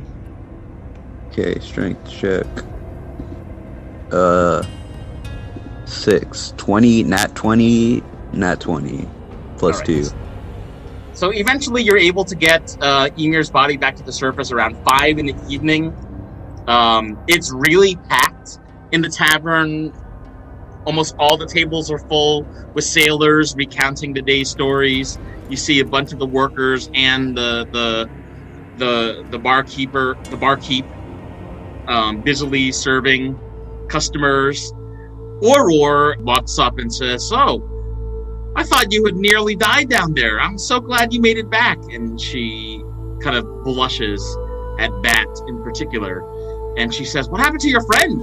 He's not moving." Yeah, so we got attacked by a giant fly and 2 drow that live down there. That's absolutely terrifying. We're gonna need to call the sheriff and take care of this. Unless you're not. Unless you know, like, some heroes in the area, and she kind of like looks at you coyly. Well, yeah, fighting them is kind of hard. We're gonna need the full party to do that, probably. She walks up to you and says, "Oh, I'm sure someone with your strength," and she rubs one of her hands on your arms. "I'm sure someone with your strength will be able to handle whatever creatures lurk down there." Yeah, no. We already we almost all died. Okay. She looks a little sour and says, "Okay, well, go help your friend, and I'll tell Guillaume what's down there. We're definitely going to need to clear out whatever is in the cellar. But thanks for helping." Yeah, good luck with that. Should we probably go back down there? I mean, we do need to find the temple so I can heal. Yeah, but we definitely need short break or long break. Yeah, no. It's not gonna happen tonight or today, within today. Oh yeah, definitely. Where can we find someone with holy water? Oh, the bartender says, "This is a dry goods shop. Not far. Maybe they would sell it, but you could definitely find holy water at any temple in town, basically." What's the closest temple from here? I would go to People Square. You know, where the groceries are. There's a couple temples. There's a big temple to Paylor there. Okay, so are we doing another strength check to drag Emir there? No, let's just bring the holy water here and leave Ymir. Okay, so can we leave our friend here for a little bit? We'll be right back. That's what they all say. Yeah, go ahead, and if you don't come back today, you know where he'll be. And Guillaume Mion makes this like splashing noise as if to indicate that he'd be pushed into the ocean. You can't quite tell if he's joking or not. Okay. Steve feels a little uncomfortable, but still gonna take the risk. Okay, I'm gonna call over the tiefling lady. I forgot her name. Aurora. Yeah, I'm gonna call over Aurora. Yeah, Aurora says, "Oh, yeah, hi." Yeah, can you get the bartender guy to not push our friend into the ocean no matter what happens? Yeah, thank you. Oh, yeah, anything. And she kind of grabs you on the arm and says, "Yeah, sure, happy to do that." And she winks at you and then runs back to the bartender. I don't think you've ever seen my face. And Sibo is going to like poke Bat and say, "Give her something, like give her some kind of like gesture or something." I'm gonna do like a peace sign. I'm gonna look at Sibo and then give a little peace sign and look back to see if he approves. Yep, that will do. Cool. I'm gonna leave then. Okay, we are both off to the temple. All right, so the two of you make your way back to the People Square in the center of town. Emir's body is currently behind the bar at Malo Misto, and you see the large campanile, the large clock tower. That's also the biggest church to Paylor in Zanash. And the front doors are open. You walk in, and you see the rector is there. She's a tall, 6'1", blonde human woman. She's got very long legs, thin lips, and you can see she's chewing on an apple. Like, hey, what's up? Hey, our friend attacked by a giant fly. We need some holy water if you have any. That sounds absolutely terrible. Well, we do have some. And she kind of opens up her robes a little bit, and you see she has multiple pockets in her robes, and she pulls out a vial of this like silver liquidy water and says 25 gold. Yeah, I'll pass over 25 gold. All right, you're welcome. Just one? Yeah, just one, please. Yeah, I guess. Okay. Hang on a second. Is there a discount if we buy multiple? Make a persuasion check. It's really fine. I don't know. We gotta. We've got a lot of money. That's 17. So tell you what, if you buy 4, I'll give you a discount. How much of a discount? How much? I'm not so good with numbers, but if 1 vial is 25 gold, 4 vials would normally cost 100 gold. Let's say I'll sell 4 vials to you for 90 gold. Does that sound good? Nah, let's just get the 25. It's really not that big of a deal. We've got a lot of money. Okay, goodbye. so Also, we don't really need more, probably. Well, if we're gonna go down there again and then get our asses handed, we might need something. But yeah, you're right. Let's little place. Yeah, let's we'll get have the full one. party, but maybe it won't happen again. Maybe. Yeah, let's get one and then go wake Emir up before he gets thrown into ocean. So you buy the 1 vial of holy water. You make it back to Malo Misto. It's around 6 in the evening, and again, it's packed.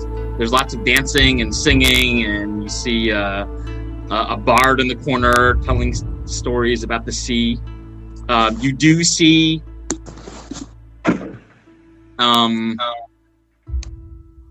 Ephraim the sailor is there, making his like snapping noise. But the very first thing that you do when you get back to the bar is throw this holy water on his face and his body, and he wakes up. Sick. What's going on? We're just brought up holy water. You're back. Also, Sibo is gonna take the last drop of holy water from a vial, and then drop it on top of Wasabi's head. Okay. Wasabi seems delighted by this. He's kind of like playing with the water and he's spiking up his fur on his head to be like a mohawk.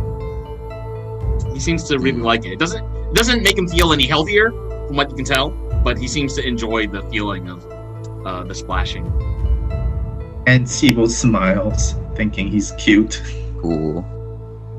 I make a facial expression, but you can't see it. You'll never know. Emir, what's your reaction to all this? You are now conscious. I guess I'm just gonna be like looking around the room, making certain there's no more giant flies trying to, hurt me. Yeah, no, they're still in there, but they're not fighting us anymore. So, are we going back? Are we gonna avoid that for now? Yeah, let's call it a day. yeah, we should probably, sleep and rest up and all that.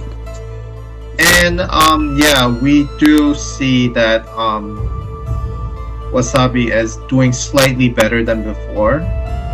So perhaps maybe we can figure something out tomorrow. Yeah. And Sibo is gonna look at Wasabi and say, "Don't die, please." I don't think he understands English. Yeah, Wasabi doesn't understand that. Yeah, but I'm just gonna make gesture anyways. He does like being spoken to, it seems like, so he's responding by kind of dancing his head to the left and to the right. And Sibo is just gonna feel satisfied that he is sort of in a better mood. So he's gonna be like, okay, we're going back. It's been a long day. So what's the move now? What's the party doing? We're going back to the inn. Yeah. You're gonna take it easy? Yeah. So. Yeah, it was not something that we were, able to handle by ourselves. So you make it back to the inn, and there's kind of like a little bit of a hush in the room when the three of you enter, and all the people that are in the inn kind of turn their heads over to look at you, and a couple people start applauding politely, and a lot of people who were just looking at you just turn back to their conversation. So what was that applaud about? I'm gonna say it out loud so everyone can hear me. Yeah. So a little boy walks up to you, Bat, and he says, "Are you Silly Bat?" My name is not Silly Bat. It is simply just Bat. You may call me Mr. Caltrop. Simply Bat? The cow? No, not simply Bat. God, it is Bat. Were you the one that killed the dragon in the sky last night? Yeah. And the little kid just kind of smiles and says, "Ah!" and he runs back to his parents. Weird kid. Anyway, let's go relax. Okay. Sibo was like, he was giggling a little bit, and then like whispering to the party, I guess we're kind of local celebrity now. I guess. As you get closer to the bar, the bartender says, "I heard some stories about you today, but I don't think they quite got your names right. Isn't your name No, they messed it up. Emir, and aren't you Sibo?" Yeah, the crier took horrible notes, it seems. If I were you, what I would try to do is correct that, or maybe do something else heroic in Zadash and get your name out there for real. You don't want to be known as Elmo your whole life, right, fighter?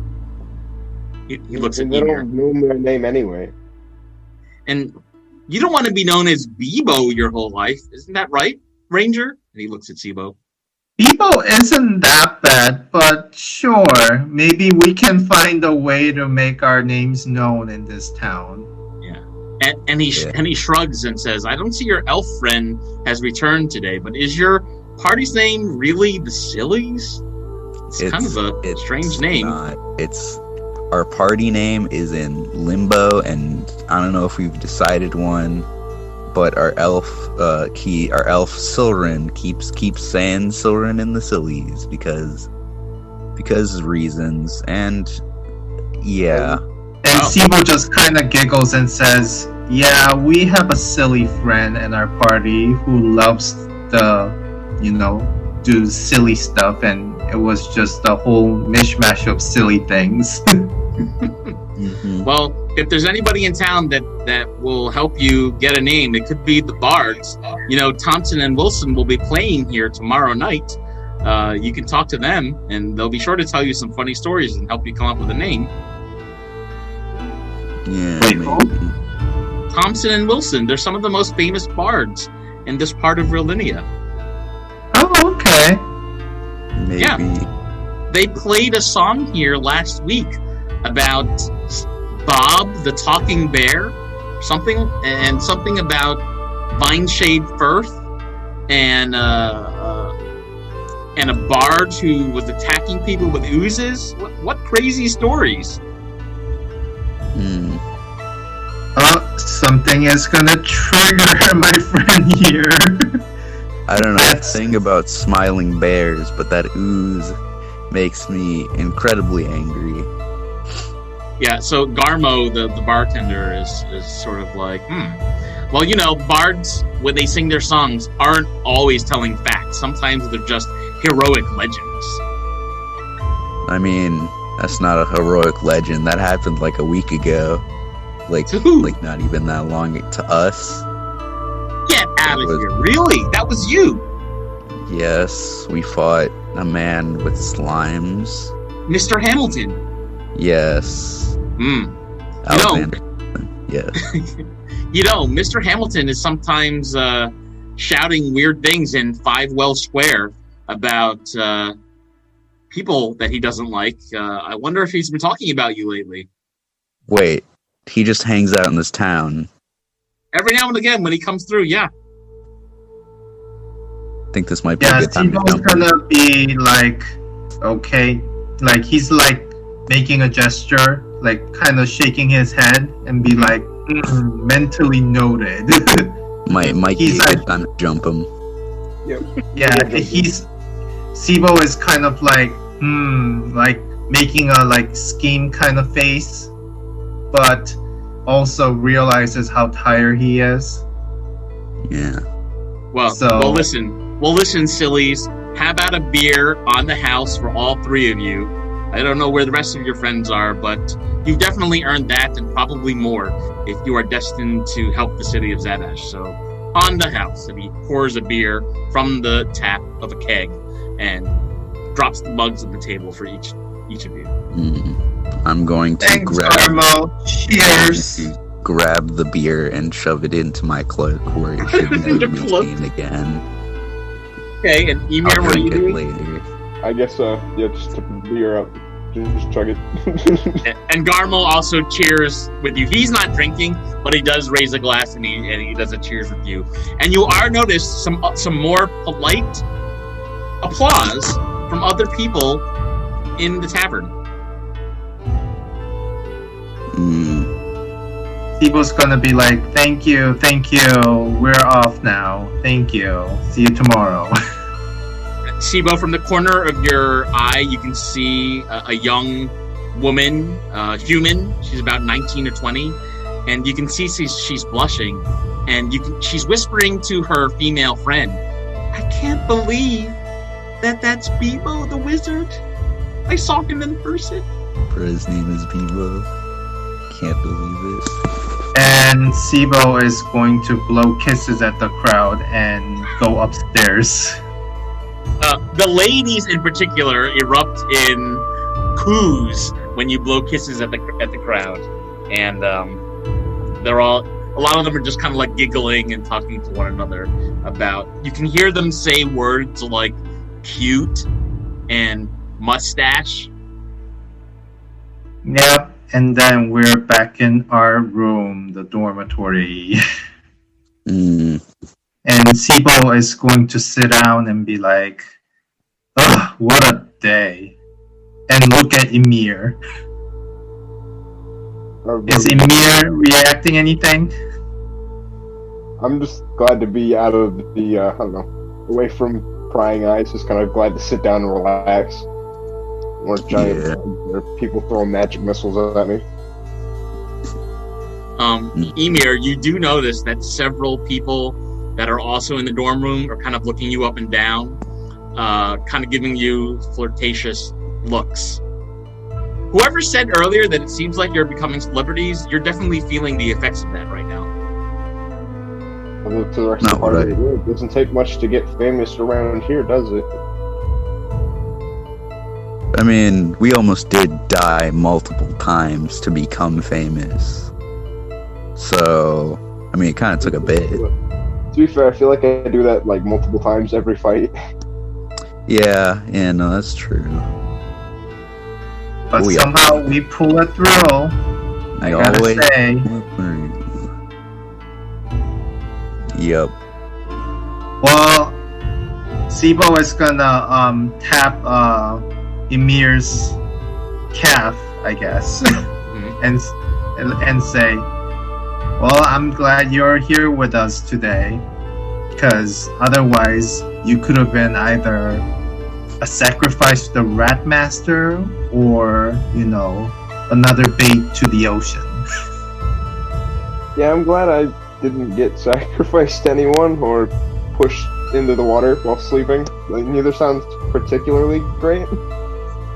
Also, it seems like you learned something huge today. And Sibo winks at Emir. Smashing is not an answer to everything.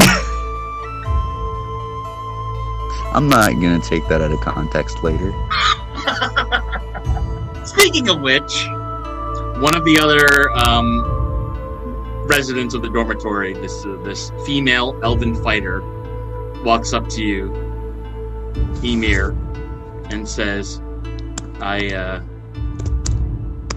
my bed is over there in the corner. It's a double. And she kind of like raises her eyebrows up and down. No offense, but my family and I don't know. They wouldn't bring. I think they'd bring bad. I don't know, favor towards my family, my tribe. I'm not gonna do that. I'm just gonna keep working on not dying.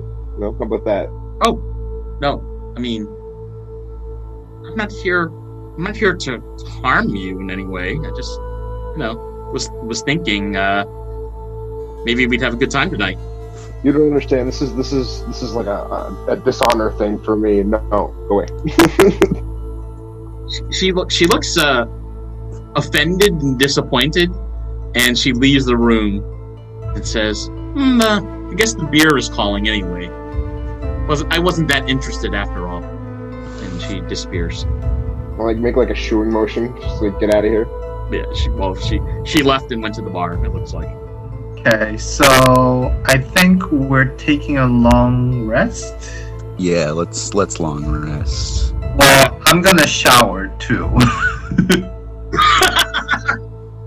Okay. Let's say the party goes ahead and takes their long rest, and this maybe is a good place for us to stop today. We will pick up in the next session, waking up again in the pub and seeing what you all want to do. So, where was Melody today, in the story-wise? Dead. Melody was helping Finithir Shinebright repair his treehouse. Gotcha. And then she didn't come back the next day. She was just there. Looks like she was there the whole day because you don't see her having returned to the pub. Good game today. I'm glad nobody died. I'm glad. I think it was probably a good decision to retreat and not try to kill everybody because It went poorly. Yeah. We always go in the dungeon thinking that we're gonna be like, this is gonna be quick, but it never is. It's never quick. Well, everybody, Happy New Year, and we'll see you in 2021. Okay. Good. Happy New Year's. Happy New Year's.